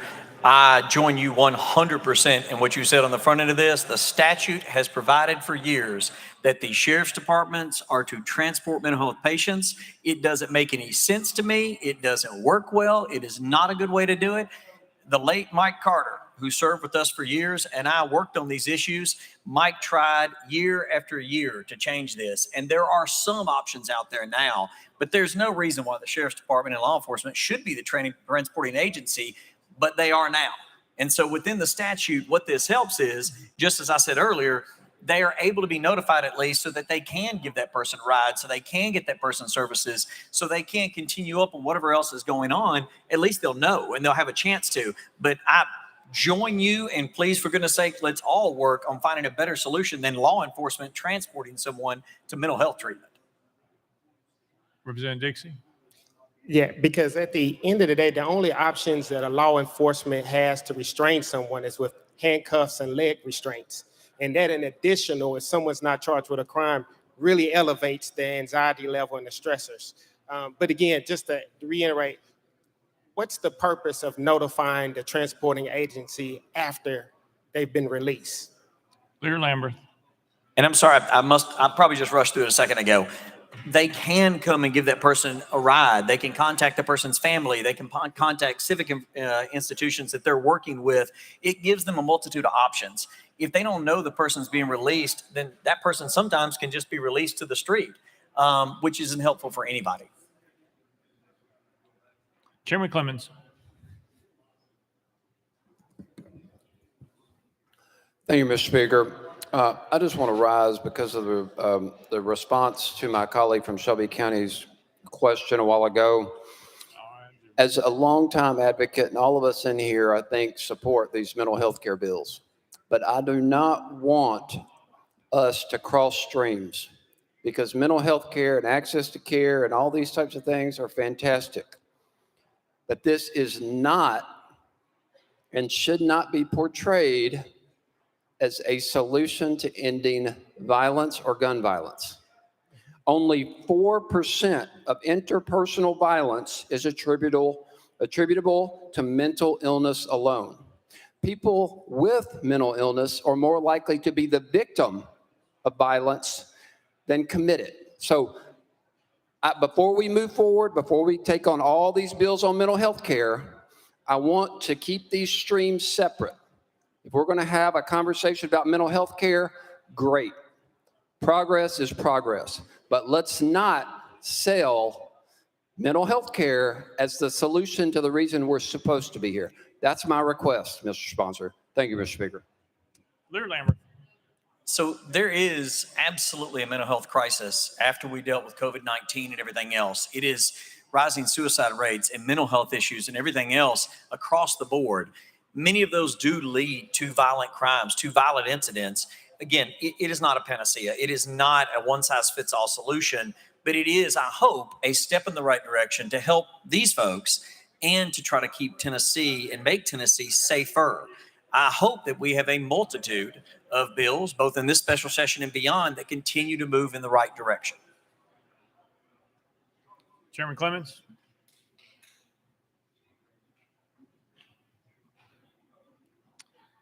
Speaker Pro Tem Marsh.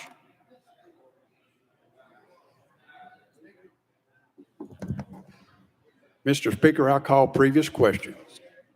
There's objection. We're voting on previous question.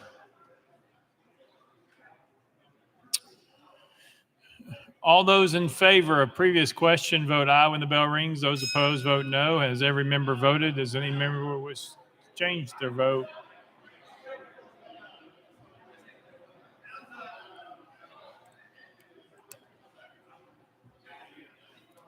Mr. Clerk, please take the vote. Aye, 73, 20 nays. Previous question prevails. We are voting. All those in favor of House Bill 7004 vote aye when the bell rings. Those opposed vote no. Has every member voted? Does any member wish to change their vote?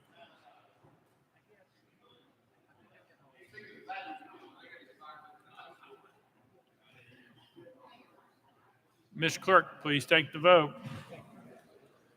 Ayes 88, 4 nays, 3 present, not voted. House Bill 7004 having received a constitutional majority, I hereby declare passed. I objection. The motion reconsider is tabled. Let the journal reflect. Representative Howells excused. Call up next bill, Mr. Clerk. House Bill 7 by Leader Lamberth and others relative to minor victims of violent crime. Leader Lamberth, you're recognized. Thank you, Mr. Speaker. I move passage of House Bill 7007 on third and final consideration. Leader Lamberth moves passage. Probably second. Mr. Clerk, call up First Amendment. House State Government Committee Amendment number 1. Representative Eldridge, you're recognized. Thank you, Mr. Speaker. This amendment does rewrite the bill. We would defer to the sponsor to further explain. Move to adopt. Representative Eldridge moves to adoption. Amendment number 1, probably seconded. Any discussion on the amendment? Seeing none, all those in favor of amendment number 1 say aye, aye. All those opposed say no. The ayes have it. You adopted. Next amendment, Mr. Clerk. Mr. Speaker, no further amendments. Leader Lamberth, you're recognized. Members, we've talked about several bills today, and I told you that many of these have come directly from conversations with victims and victims' families that have experienced horrendous violent crime that none of us could ever imagine. Unfortunately, in the state of Tennessee right now, if a child is murdered, their autopsy is public record. Anybody that wants to can go down and pull the details of exactly how that precious life was lost, spread it all over the internet, share it with anybody they want to, drop it in the mail to their loved ones if they truly wanted to be just evil. They can do anything they want to with those private medical records of a child. If a child is injured in a violent crime, their medical records are private. But if they're killed, they're public. I just don't think that's right. So I've heard from multiple different families that strongly support this bill. Many are here today and are watching. And I know there are others that want to address this bill, and I thank you for all those that have co-sponsored this and would ask for others to, and I would ask you to support this bill. We should do everything we can to prevent these violent acts. But when they happen, we should never allow the evil person that killed these children to continue victimizing these families with call after call after call from the medical examiner saying your child's medical records have been requested again. And that's already happened over and over again to too many families in this state. With that, Mr. Speaker, I renew my motion. Leader Lamberth renews his motion. Any discussion on the bill? Representative Alexander, you're recognized. Thank you, Speaker. I am authorized to say the following on behalf of Pastor Chad Scruggs and his wife, Jada. What we are asking is pretty simple. We're asking for our rights as guardians of our child, Hallie, which we acknowledged and protected while she lived, to be acknowledged and protected in her death. We see this as legislative consistent. If Hallie had only been wounded, then there would be no public access to the medical trauma of her body sustained. Why should that be any different when her injuries resulted in death? At stake in our minds is this: who has greater claim to Hallie, the public or us, her parents? To mandate that her autopsy become a matter of public record is to say that the public now has a greater claim on our daughter, that the media has a right to information which supersedes ours. We are already carrying the trauma of losing our little girl, a trauma that if public bears at all, it does so only from a distance. We bore the responsibility of naming, raising, nurturing, loving, burying, and now grieving Hallie. To the media, Hallie is information, a data point. To us, she is the dinner table, the soccer field, the bedroom, the pool, and the first one down the stairs on Christmas morning. She is our joy and now our sorrow. We submit that because God entrusted us with her care, our claim to her is always higher, our rights always stronger, and our burden always heavier. We believe that a just society will honor such an order, reflect that order in lawmaking.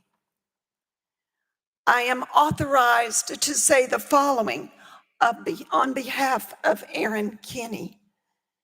No one questions what happened to the 6 victims the day of the Covenant shooting or how they died. There is no compelling public interest to know any details of their injuries and deaths other than the cause of death listed on their death certificates. This has nothing to do with open records, free speech, or governmental oversight. This has everything to do with re-traumatizing and re-victimizing those of us who had to go to a hospital and identify the broken bodies of our children, shot through with multiple holes that they could not survive. I had to see the injuries to my child's body firsthand. That same body I carried in mine for 9 months. The body I held, snuggled, cleaned, took to the doctor, took to school. Anyone, absolutely anyone under current law has a right to request a victim's autopsy and publish it full, however, as they choose. Our children's gruesome injuries are currently able to be politicized, weaponized, or just detailed by uncaring, sick people in the media and elsewhere. If you die of natural causes, you have a right to privacy. But if you are murdered, you lose all rights and your final suffering becomes everyone else's business, posted on the internet for perpetuity. I cannot describe how hurtful this is, how unnecessary. I remember the day the state coroner informed me, our team, that media had requested the 6 victims' autopsy reports for the first time and waiting in dread to find out what would be done with them. This is unacceptable bearing a true compelling public interest or clear need for government oversight, autopsy reports of children victims and adult victims as well, including any postpartum investigative photographs, should remain private at the discretion of the parents or the next of kin. Open record extremists need to put themselves in our shoes and ask themselves what benefit could possibly be in making these records public to anyone on the street. Stop causing us more pain and hurting survivors. Protect murder victims' dignity in death and privatize victims' autopsy records. Any further discussion? Representative Jones, you had your hands raised. That yay, nay? Nay. Representative Pearson.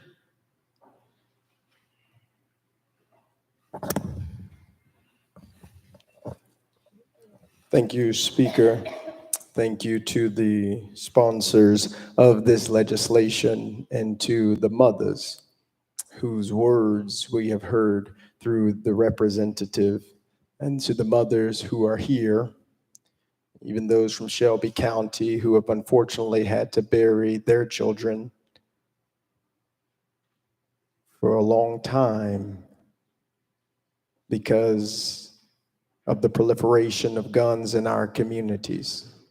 Since we ended session, I've been to about 3 funerals of people under the age of 18 because we are not doing enough about this issue. I have a couple of questions because I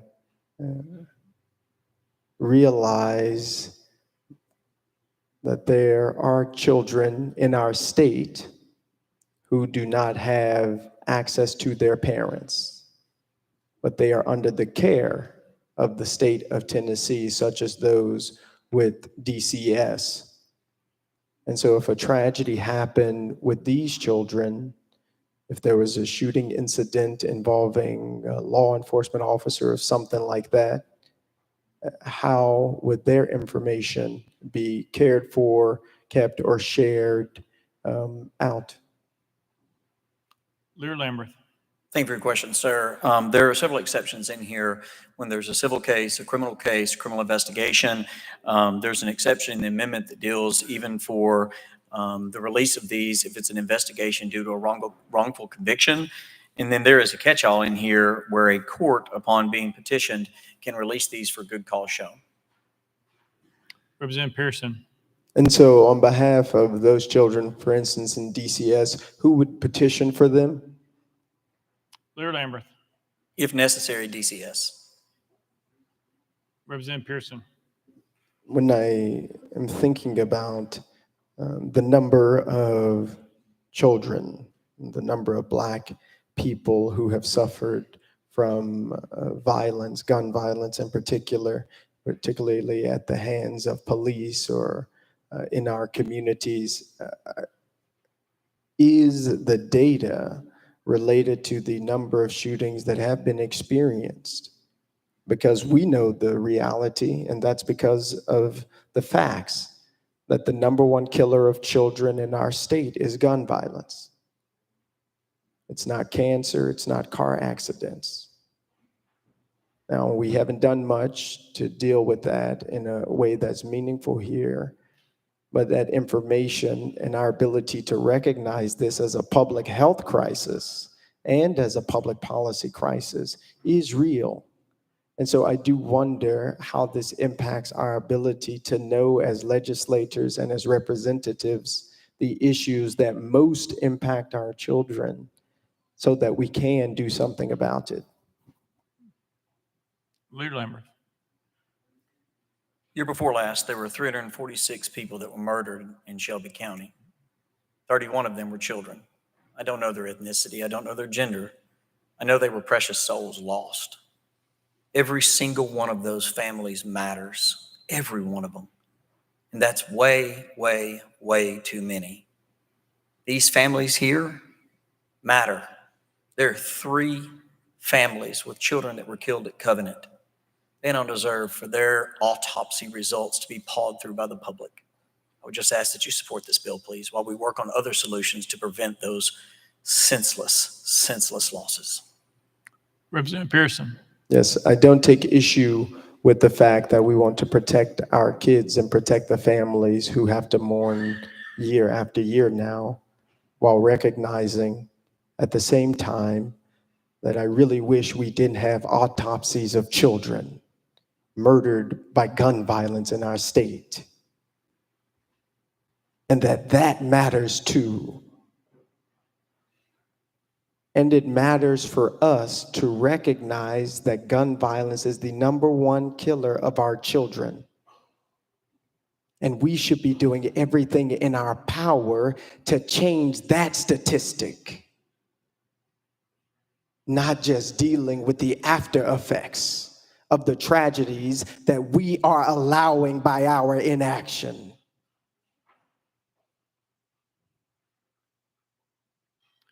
Lear Lamberth.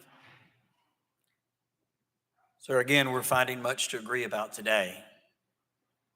I am not willing to sit by and have never been willing to sit by and allow for that to happen. I've spent my entire 11 years down here working with members on both sides of the aisle to try to prevent and reduce violent crime. Have we done enough? No. Should we do more? Absolutely. Let's join in that. We don't have to fight with each other and yell at each other and do everything else that happens a lot of times. Let's sit down. Let's talk. My door's open anytime. My number's available anytime. Any member, anybody that's listening, these families came to me. They've come to all of us. Have those conversations. It is not a binary choice. We do not have to abandon the Bill of Rights and Civil Liberties to protect families. It is a balance that we can strike. We've done it for a couple hundred years. Not always perfect, not always well. We can do better. The level of violence in this state has not always been this way. It is unacceptable, and we absolutely should do more. This bill is about protecting the privacy of those children that we have lost to that violent crime. Again, we are finding much more to agree on than disagree today, it sounds like to me, because I absolutely want to prevent. These families, I guarantee you, don't want to be here. Let's find a way to make sure that fewer have to ever go through this. But if they do, their autopsies ought to be private. Representative Pearson. Oh, that was the 5. Oh, I'm sorry. That was 2 minutes rebuttal. Yep, sorry, we're done. That you had, let me explain. You had 5 minutes. That 5 minutes ran out, and then he had a 2-minute rebuttal, and that was the 25 seconds was part of his 2 minutes remaining, not the 5 minutes. That was his 2 minutes, not your 2 minutes. That makes sense? Yes, sir. I didn't see the clock change. That 25 was the 2 minutes after the 5 minutes. All right, thank you. Representative Jones. Thank you, Mr. Speaker. I believe that we should protect the dignity of victims of violent crime. And so I ask that my colleagues on the other side of the aisle will stop with this obsession for calling for the release of a shooter's manifesto, which the families have asked us not to do. There has been a weird obsession and attempt to politicize this issue, and I wish that there was an amendment in this bill to stop releasing a manifesto, because that is harmful, and the families have asked us not to do that.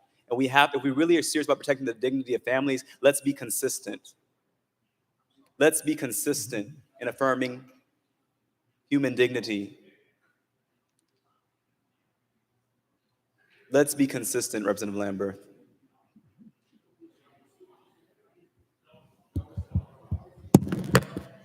Representative Gillespie.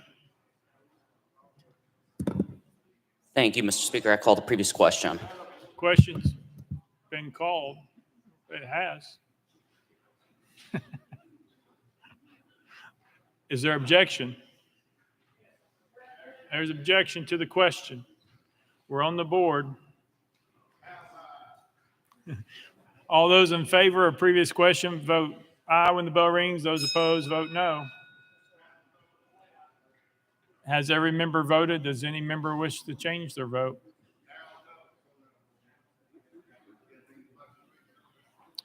Mr. Clerk, please take the vote. Ayes 76, 17 nays. Previous question prevails. We are voting All those in favor of House Bill 7007 as amended, vote aye when the bell rings. Those opposed, vote no. Has every member voted? Does any member wish to change their vote?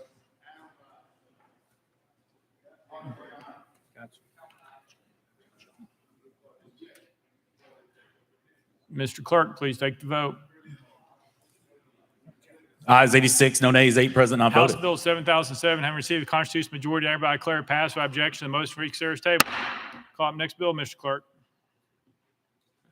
House Bill 13 by Leader Lamberth and others relative to notification to the Tennessee Bureau of Investigation of final disposition of criminal proceedings. Mr. Speaker, the Senate bill is on the desk. Chairman Farmer, you're recognized. Hey, thank you, Mr. Speaker. I move to substitute and conform to Senate Bill 86. Chairman Farmer moves substitute conform Senate Bill 7086, probably seconded with Senate Bill 7.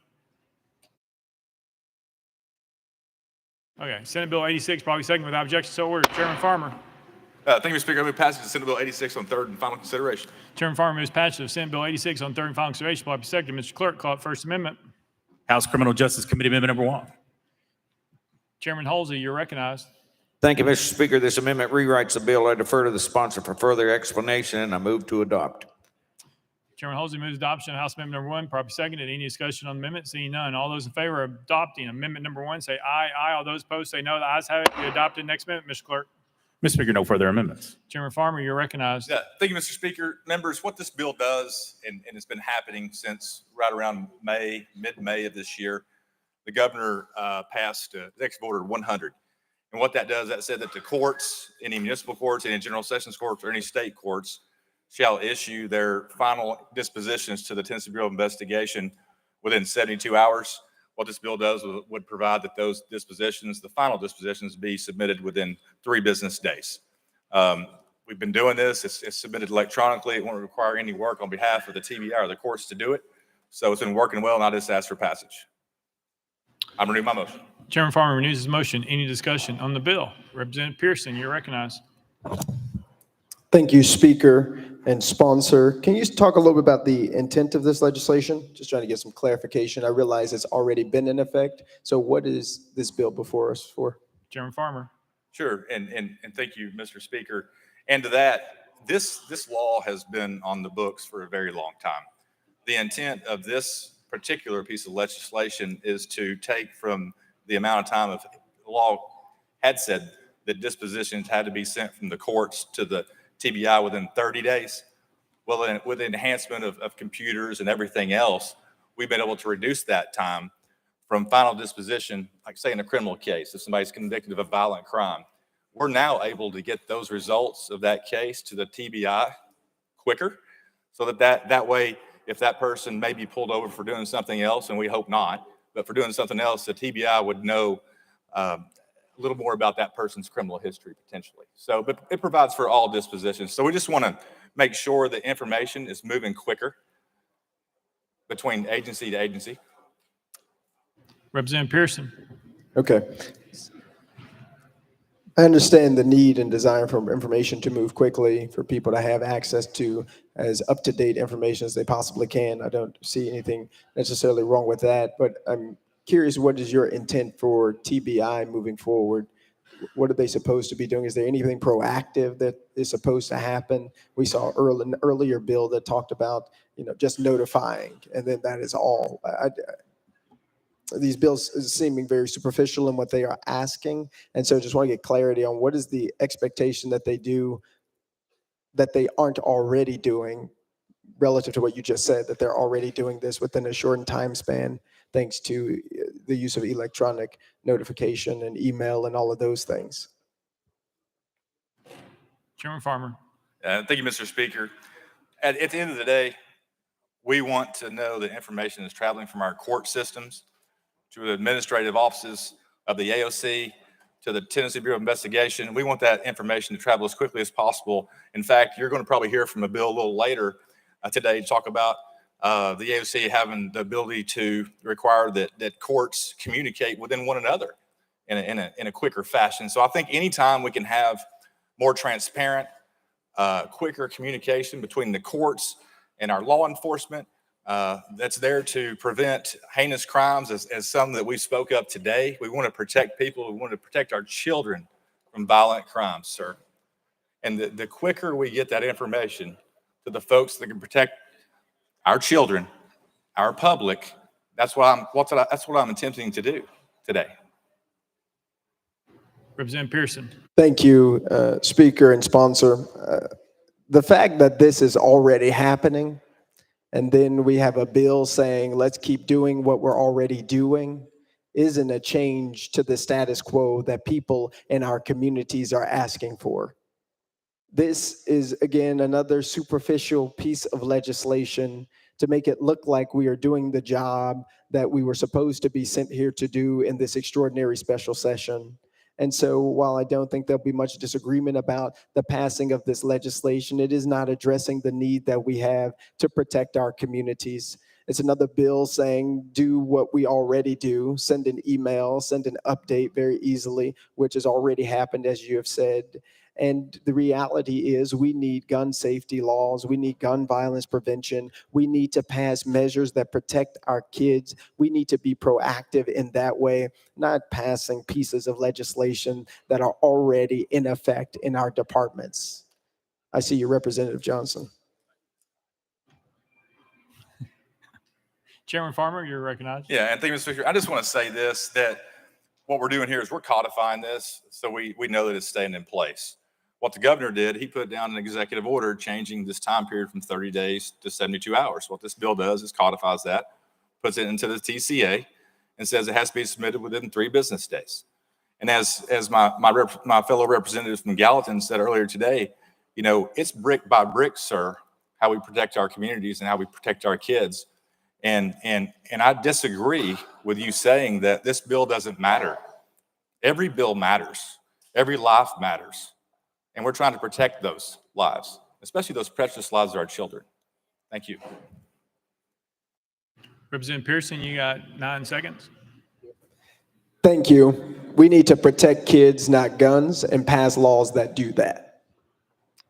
Representative Johnson. Thank you, Mr. Speaker. I just want a quick clarification. The number one issue with trafficking in Tennessee is labor trafficking. So is the labor, I've heard people talk about human trafficking. Is the labor trafficking included in this as well?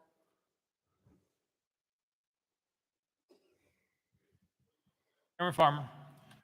And thank you for that question. I appreciate that. If there's any sort of final disposition with regards to any sort of human trafficking conviction, it would be relayed to the TBI. So to answer your question, yes. Thank you.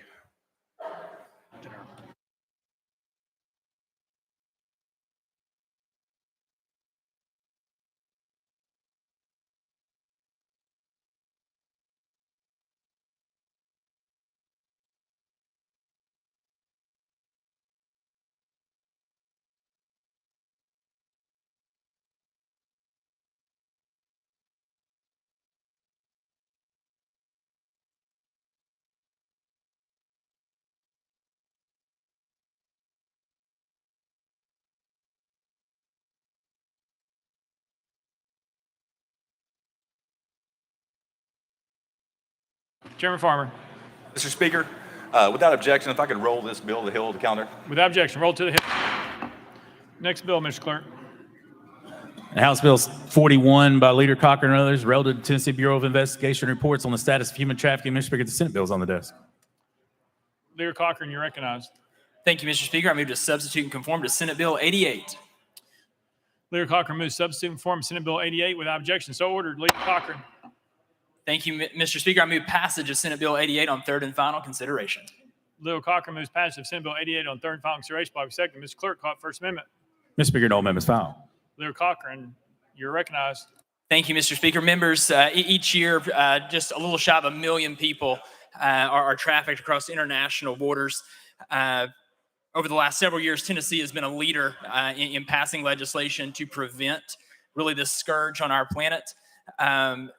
So this legislation brought to us today, we want to thank the administration, Tennessee Bureau of Investigation, Tennessee Faith and Freedom Coalition, again, for bringing a powerful piece of legislation to help us understand this issue better so we can continue to pass robust legislation to prevent this very heinous crime of human trafficking. With that, I will renew my motion. Leader Cochran renews his motion. Any discussion on the bill? Representative Mitchell. Yeah, thank you, Speaker. Sponsor, could you help me understand? You know, we're here in special session. I thought we were at a special session supposed to have been called about gun violence in the state, but the governor came out with a list. Can you please explain to me and maybe the Covenant families how this relates to stop mass shootings in our society? Leader Cochran.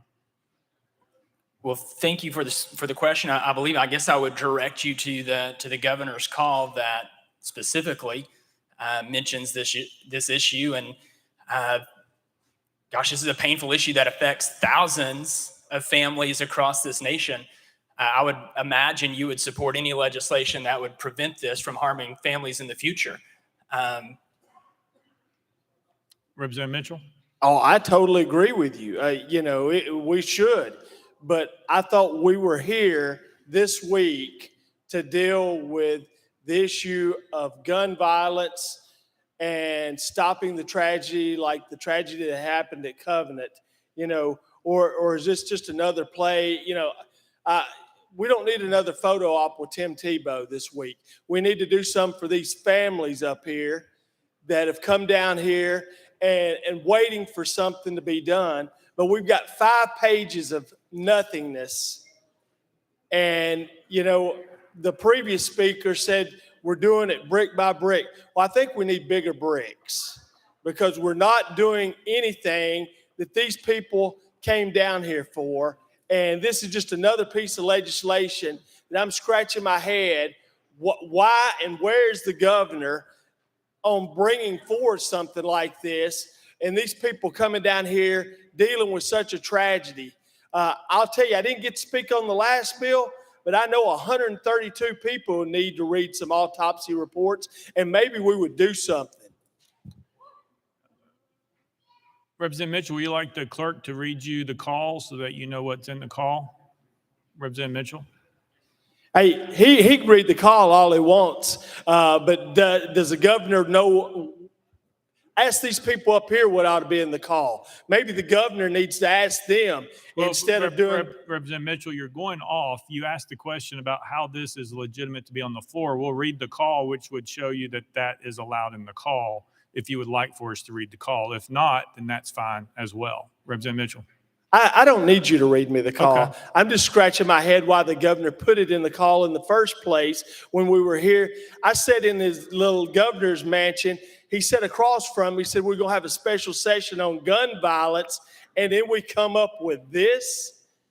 I don't think these folks are down here to hear about, how we can bring Tim Tebow back to town. Representative Mitchell, you've had a lot of variance. We're moving on. Any further discussion? Representative Johnson.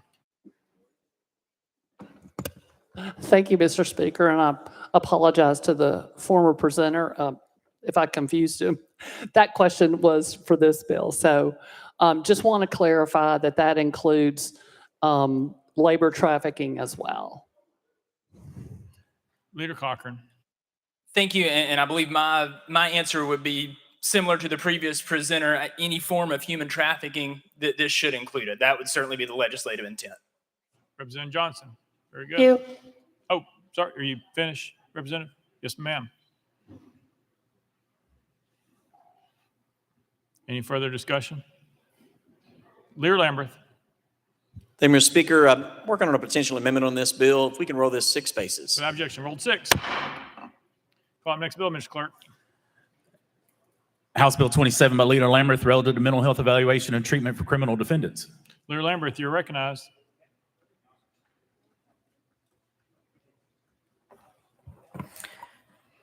Thank you, Mr. Speaker. Move passage of House Bill 27 on third and final consideration. Leader Lamberth moves passage. Properly seconded. Mr. Clerk, any amendments been filed? Mr. Speaker, no amendments filed. Leader Lamberth, you're recognized. So members, again, I tried to bring several bills that in conversation with the community, this actually came from a conversation with multiple different district attorneys, but specifically with General Glenn Funk in Nashville. For several years, he has been pushing for mental health evaluations to be paid for by the state for misdemeanor defendants. We unfortunately stopped doing that 15, 16 years back. I was a district attorney when it happened. We never should have stopped. Unfortunately, many of these folks are incompetent to stand trial. The very first meeting their attorney has with them, it is obvious, and yet they are charged with crimes. There is one man in Nashville who has been arrested 200 times. He is not getting the mental health care that he needs because it is on the local governments to pay for the mental health evaluations. The fiscal note on this bill is tiny. It's $2.4 million, $2.49 million during 23 and 24, and $3.3 million after that. That's out of a $56.2 billion budget. I don't know why we haven't changed this back in the last several years, but if we do this, what will happen is when the next time that man that got arrested 200 times comes into the criminal justice system, instead of just being thrown in jail and left there for a few days and put right back out onto the streets, he will get a mental health evaluation paid for by the state and get the help that he needs instead of just being discarded. And so this, in my opinion, is a very strong bill that will help, again, save lives and positively affect lives. Because if some of these folks can get the mental health they need, it can change their whole trajectory. But if they don't, well, the same happens. So with that, Mr. Speaker, I renew my motion. Leader Lamberth renews his motion. Any discussion on the bill? Representative Parkinson, you're recognized. Thank you, Mr. Speaker. And thank you, Mr. Sponsor. I just have a few questions about this one. Can you tell me how paying for the mental health evaluation for a misdemeanor crimes will give the person, the individual, more health care? Leader Lamberth. So we pay for, when someone is arrested for a felony, the state of Tennessee still pays for the mental health evaluation. And what that means is someone is arrested for a crime. So there's probable cause they've committed that crime. They come into the jail. Many of these folks are destitute. Many of them are homeless. Many of them are in between homes, and they just do not have resources. So what used to happen on misdemeanors is we would pay for a mental health evaluation. They would come to the jail. They would evaluate that person after an attorney has met with them, usually court appointed, and has said, look, I've met with this person and they can't even understand what I'm talking about. I mean, we're talking severely mentally ill. And these mental health professionals, usually from the state, will come to the jail, evaluate the person quickly. And then you'll usually get a report back to the attorney within just a day or two. I mean, it happens pretty quick. And if there's additional need for further evaluation, then they do a furlough, also paid for through this. Usually that's about 30 days. Now, by the time you've been through that, that person's stable. So instead of just kicking them out the other side of the jail, unstable, just with a handful of pills or something else, they're stable after that 30 days. And they've had an opportunity to then come back to the court, deal with their court case, and get into a facility if they so need one.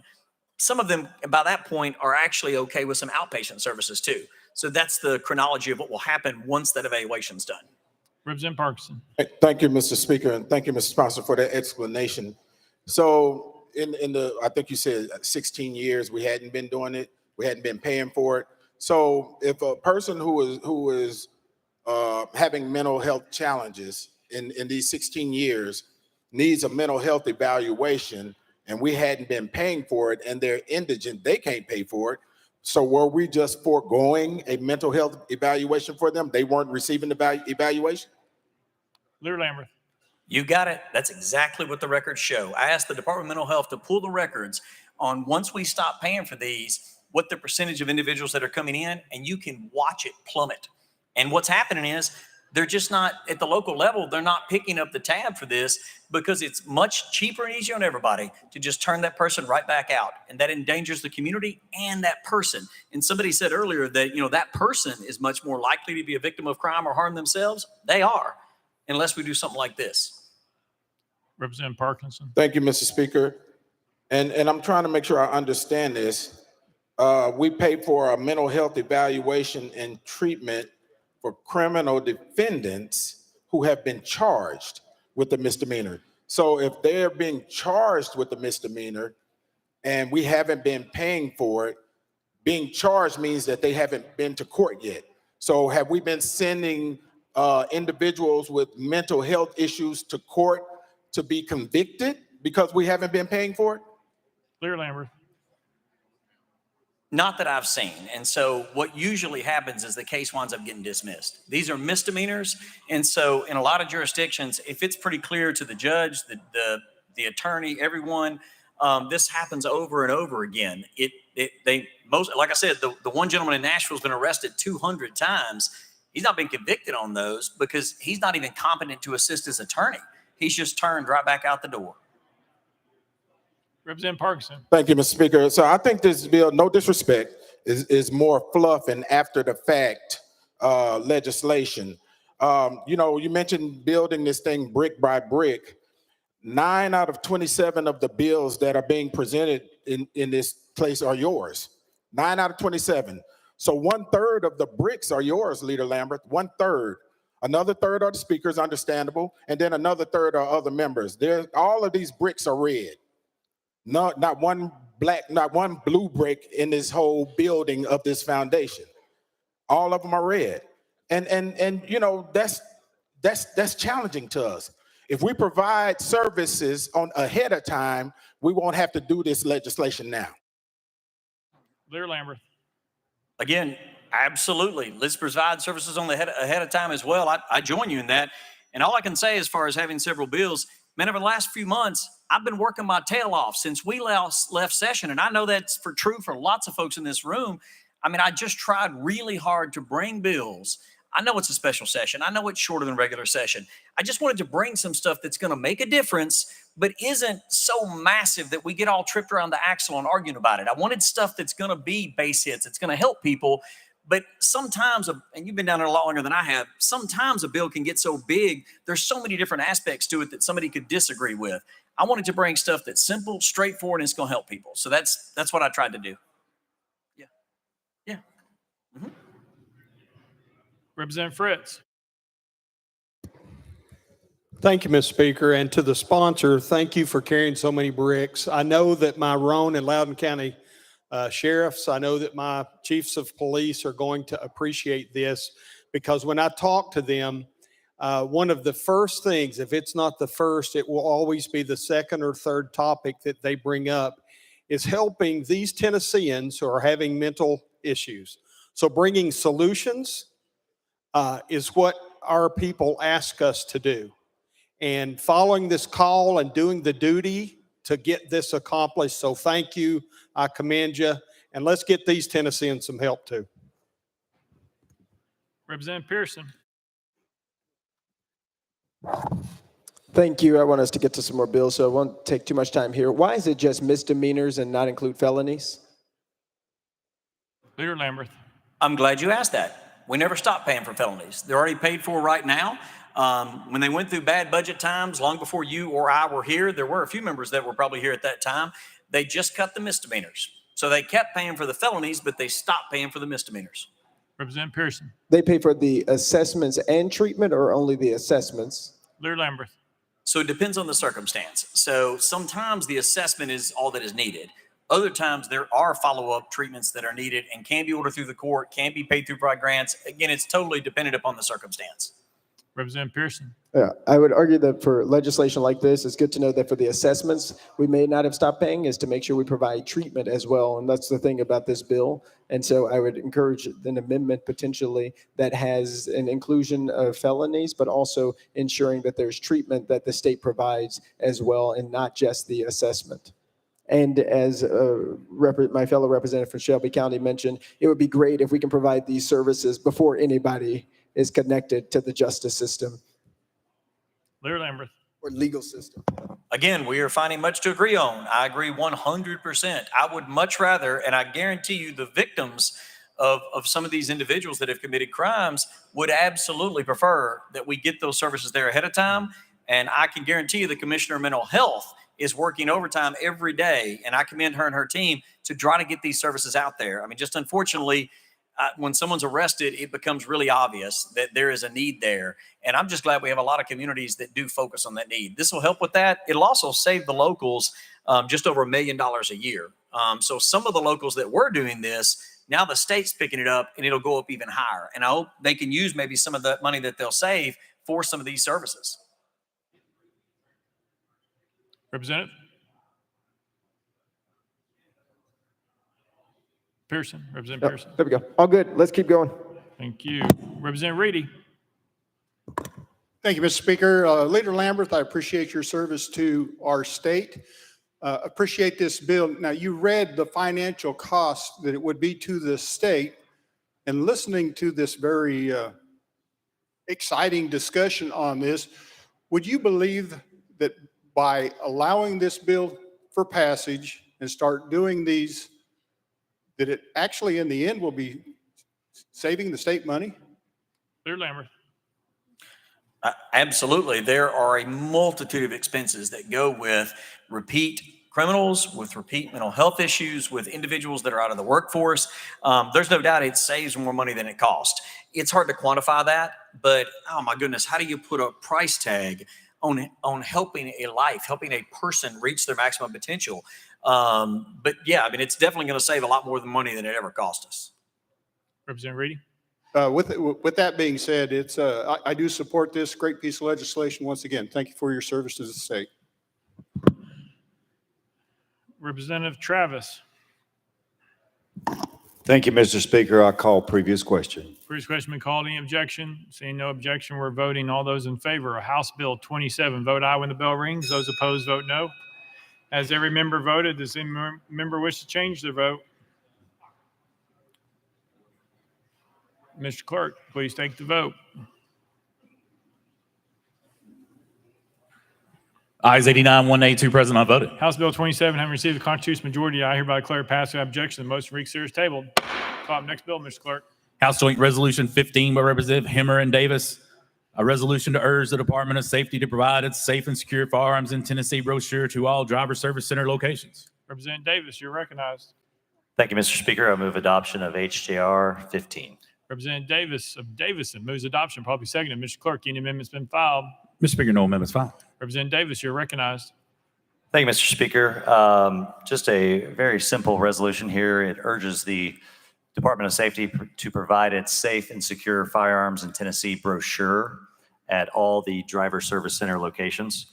The Department of Safety has worked on and promoted at their headquarters. This is just asking for a little more information to be widespread in an effort to educate on firearm safety, on safe and secure firearm storage, safety equipment, locking devices. Worked with Representative Hemmer on this and urge your passing of this bill. Thank you. Representative Davis renews his motion. Any discussion on the bill? Representative Warner. Thank you, Mr. Speaker. Can we roll this bill to the end of the calendar? Is that a motion? I'm sorry, Representative Warner? Yes, sir. That's it a is. motion. Do we have a second? We have a second. Any objection? Without objection, roll to the end.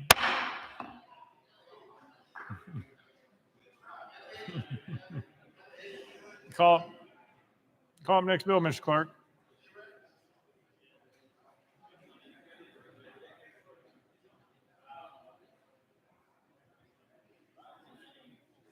House Bill 61 by Leader Love relative to mental health resources. Representative Love, you're recognized. Thank you, Mr. Speaker. I move passage of House Bill 61 on third and final consideration. Representative Love moves passage, probably second. Mr. Clerk, any amendments been filed? Mr. Speaker, no amendments filed. Representative Love, you're recognized. Thank you, Mr. Speaker. House Bill 61, renew my motion on it. Representative Love renews his motion. Any discussion on the bill? Representative Pearson, that was I couldn't tell. You're recognized. Thank you, Representative Love. Call previous question.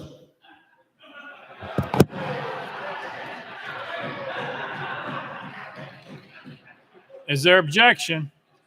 There's objection. We're on the board.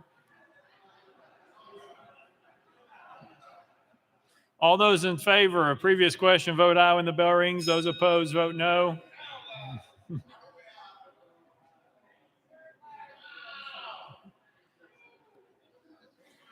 Mr. Clerk, please take the vote.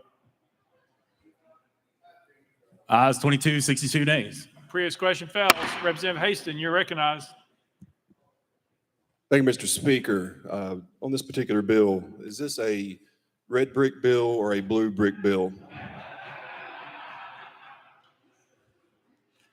Representative Love.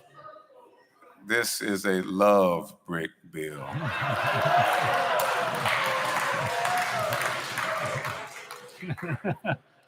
He surrenders.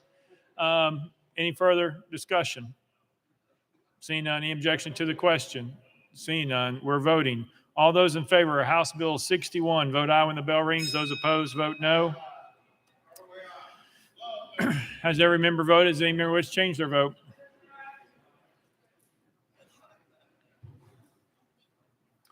Mr. Clerk, take the vote.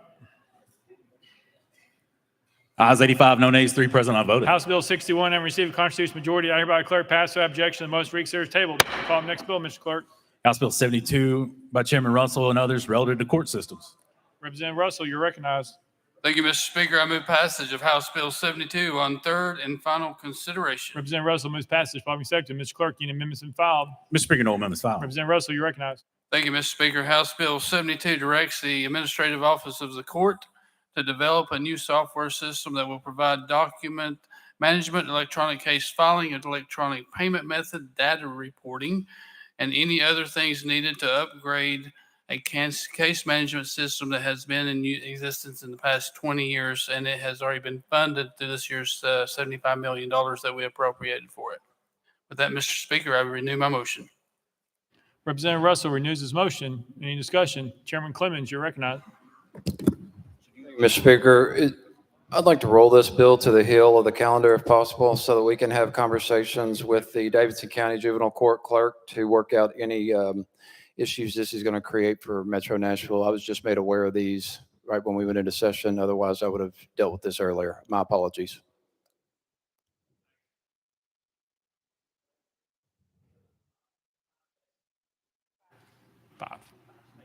I'd like to move this, roll this 5 spaces on the Without calendar. objection, rolls 5.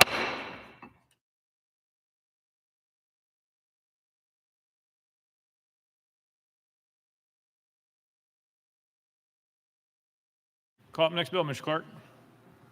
House Bill 71 by Chairman Halsey and others relative to reporting of mass shootings.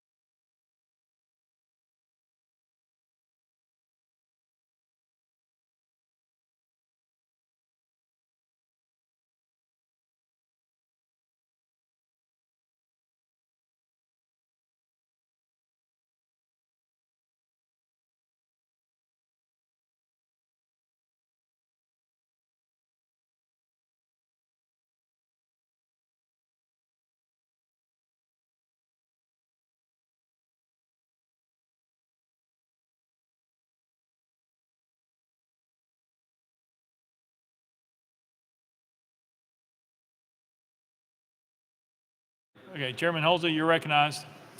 Thank you, Mr. Speaker. I move passage of House Bill 71 on third and final consideration. Chairman Halsey renews his motion. Mr. Clerk, any amendments been filed? Mr. Speaker, Amendment 1 by Representative Pearson. Mr. Speaker, it was not timely filed. Representative Pearson, you're recognized. Thank you, Speaker.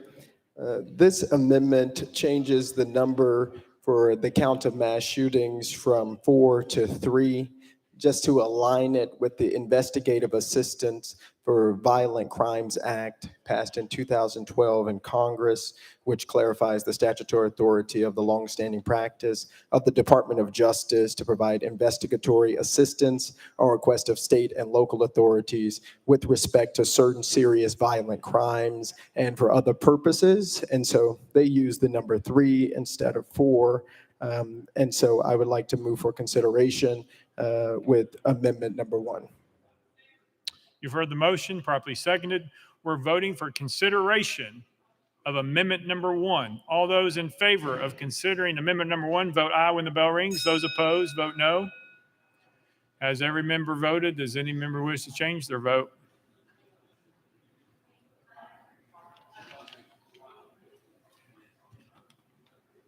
Mr. Clerk, take the vote.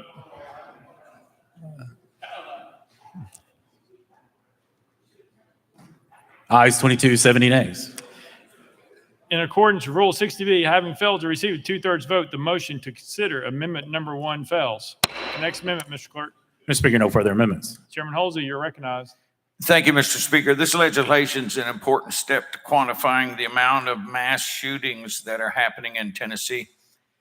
It requires the TBI to report the number of mass shootings in all relevant government entities, and to be able to work towards preventing and limiting mass shootings, making Tennessee safer for all of us.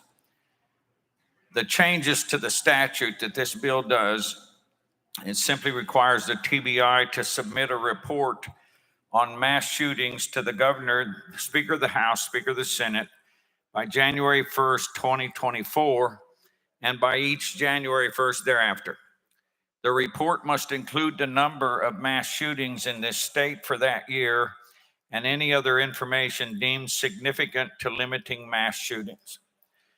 The definition of mass shootings would be as follows: 4 or more victims, excluding the perpetrator, are murdered or suffer serious bodily injury by a firearm. The murders or injuries occurred in a public setting. The murders or injuries are not attributable to any other underlying criminal activity or criminal offense, including gang activity or gang offenses. And the murders or injuries are not related to domestic violence, not unintentional, and not police shootings. With that, Mr. Speaker, I renew my motion. Chairman Holsey renews his motion. Any discussion on the bill? Representative Parkinson. Thank you, Mr. Speaker. And Chairman, I think this is very relevant legislation for this time. Thank you for bringing it. I do have some concerns. What was the number? Are we changing the number that we use for mass shootings under this legislation? Chairman Holsey. The number 4, as I understand it, has always been the standard number with the federal government and their reporting system. Representative Parkinson. Thank you, Mr. Chairman. And I believe my colleague, Representative Pearson, said that number is 3. How do we reconcile that? Chairman Holsey. He's got every right to be wrong. Representative Parkinson. I understand. I'll let y'all settle that. Okay. And so what is our reasoning? And I just want to understand the legislation better. What is our reasoning for excluding gang violence? If a gang member shoots 4 rival gang members, why are we excluding that from the definition of mass violence? Chairman Holsey. Thank you. That is criminal activity. It's criminal homicide, but it's not in the typical venue of what we would consider a mass shooting. For example, what happened at Covenant, or what happens with a mass shooting in a mall, in a general public place. That is orchestrated from a whole different motive that's encapsulated by itself. So you wouldn't include that in what most folks would deem a mass shooting. There might be multiple folks shot, but it would not fall under this venue. Representative Parkinson. Thank you, Mr. Speaker. I'm having a tough time with that one because, you know, a life is a life, regardless of if they were a gang member or if they were Joe Public. And then you run into some murky waters because if there's a mall shooting where 6 people, and it's gang related, where 4 of them were gang members and 2 others were not, or 3 others were not. So that's 7 people shot, but it's not a mass shooting. I don't understand why we would change that number. And let me tell you what concerns it gives me. It gives me concerns that we are trying to manipulate the numbers so that we can show us with less mass shootings than actually take place. That's my concern with that. And because it defies reason to me that if a person shoots up somebody's gang hideout and 5 people get killed, it's not a mass shooting. It absolutely is a mass shooting. If a person shoots up into somebody's residence, I think under this legislation, at the family reunion and kills or harms 8 people, it's not a mass shooting because it's not in a public space. Why would we do that? Chairman Holsey.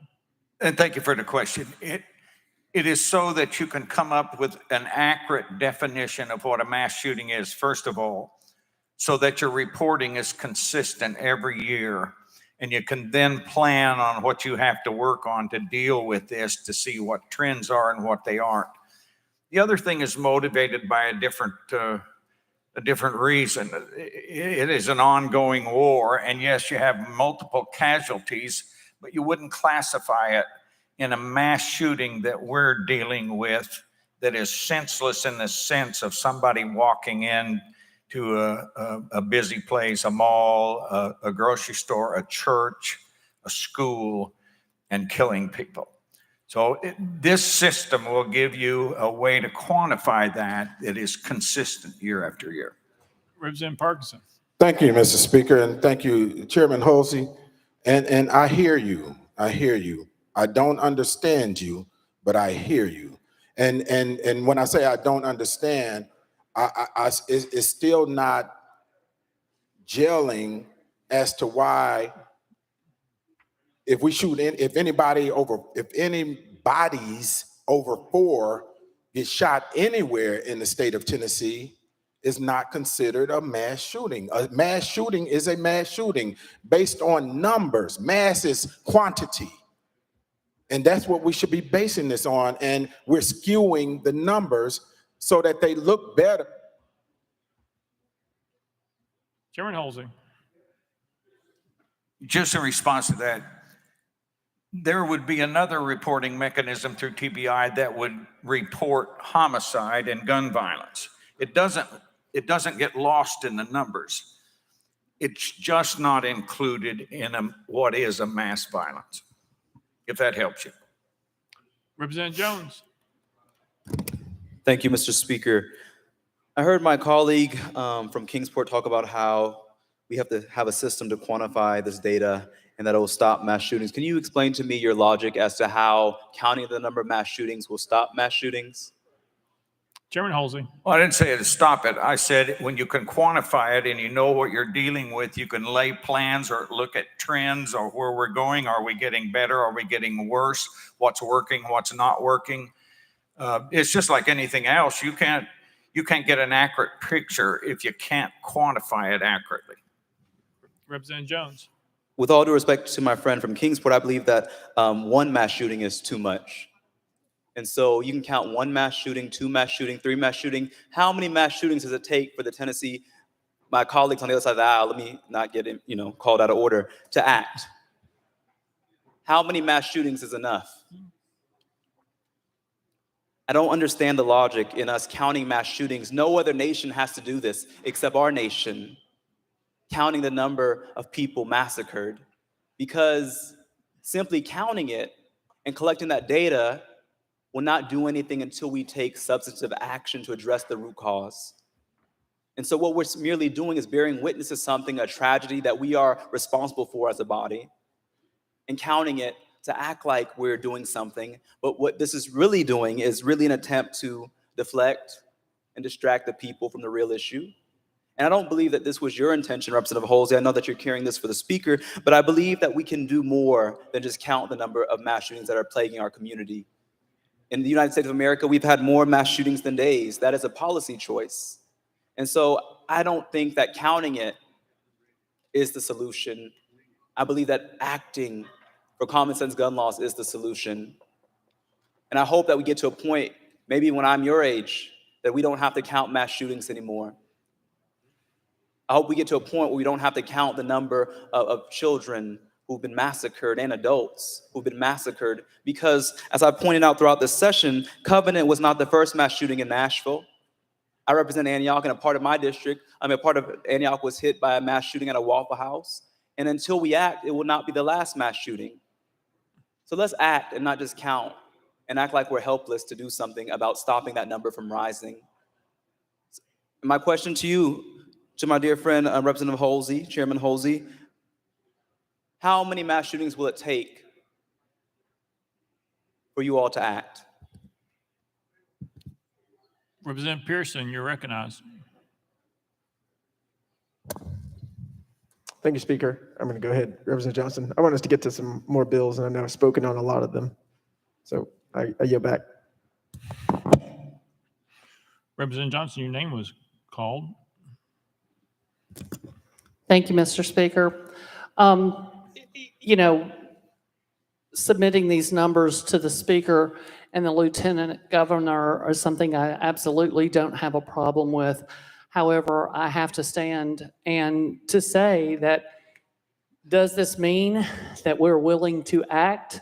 Otherwise, why do we need this information at this level when so far we're not willing to act on this information? We have plenty of this information and we're not acting on it right now in a session designed for that. So I'm not against sharing this information with the Speaker and the Lieutenant Governor. I just hope they are willing to act. Representative Mitchell. Yeah, thank you, Mr. Speaker.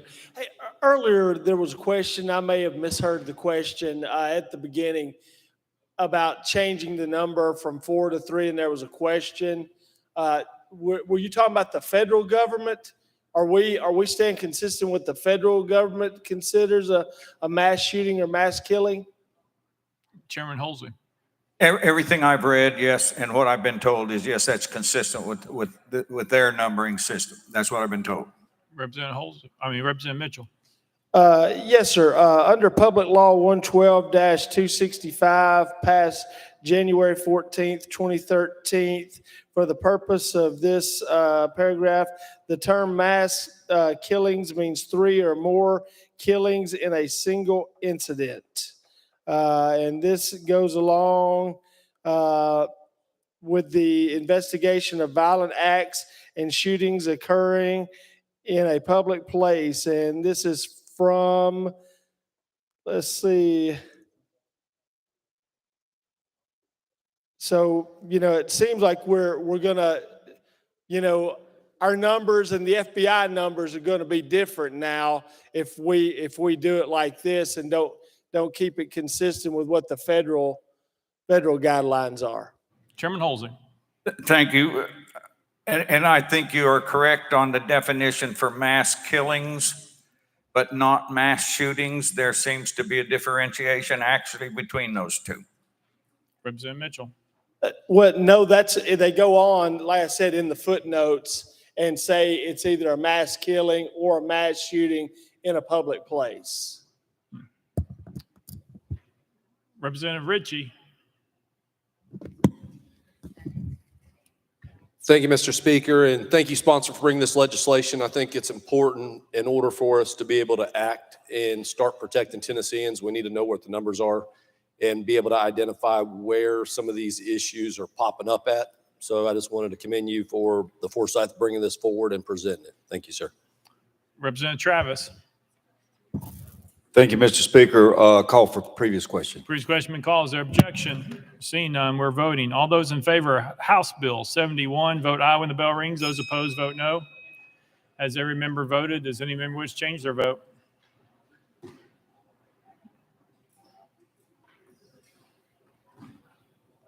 Mr. Clerk, take the vote. 75, 15 nays, 3 present, not voted. House Bill 71 and received the constitutional majority. I hereby declare it passed without objection. The motion reconsiders tabled.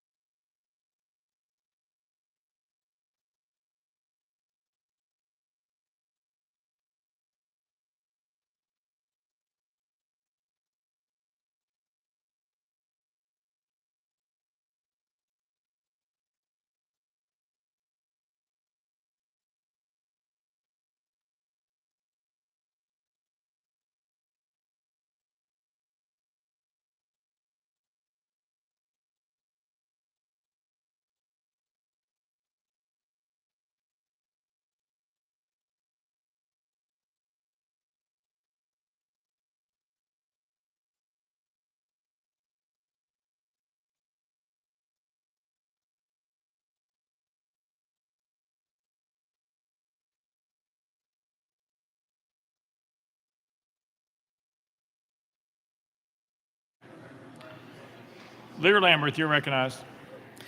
All right, members. One, I want to commend you for all of your hard work this week. Our work is not completed. You have fought with each other, you've loved on each other, you've heard from Tennesseans, and we continue to hear from them, and we welcome that input. I wish our colleagues in the other chamber were still here. They were only here briefly today.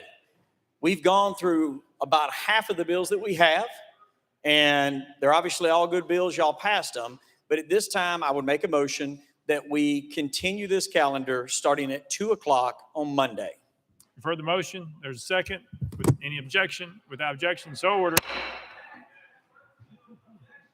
Too late. Hammer's gone. Mr.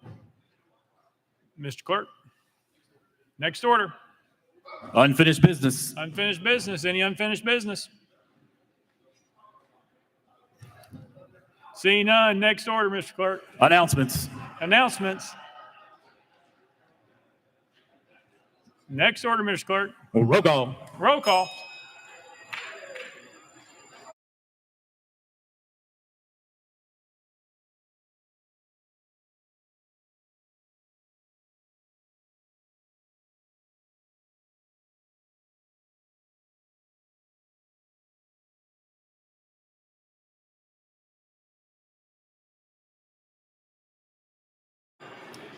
Take the roll, Mr. Clerk.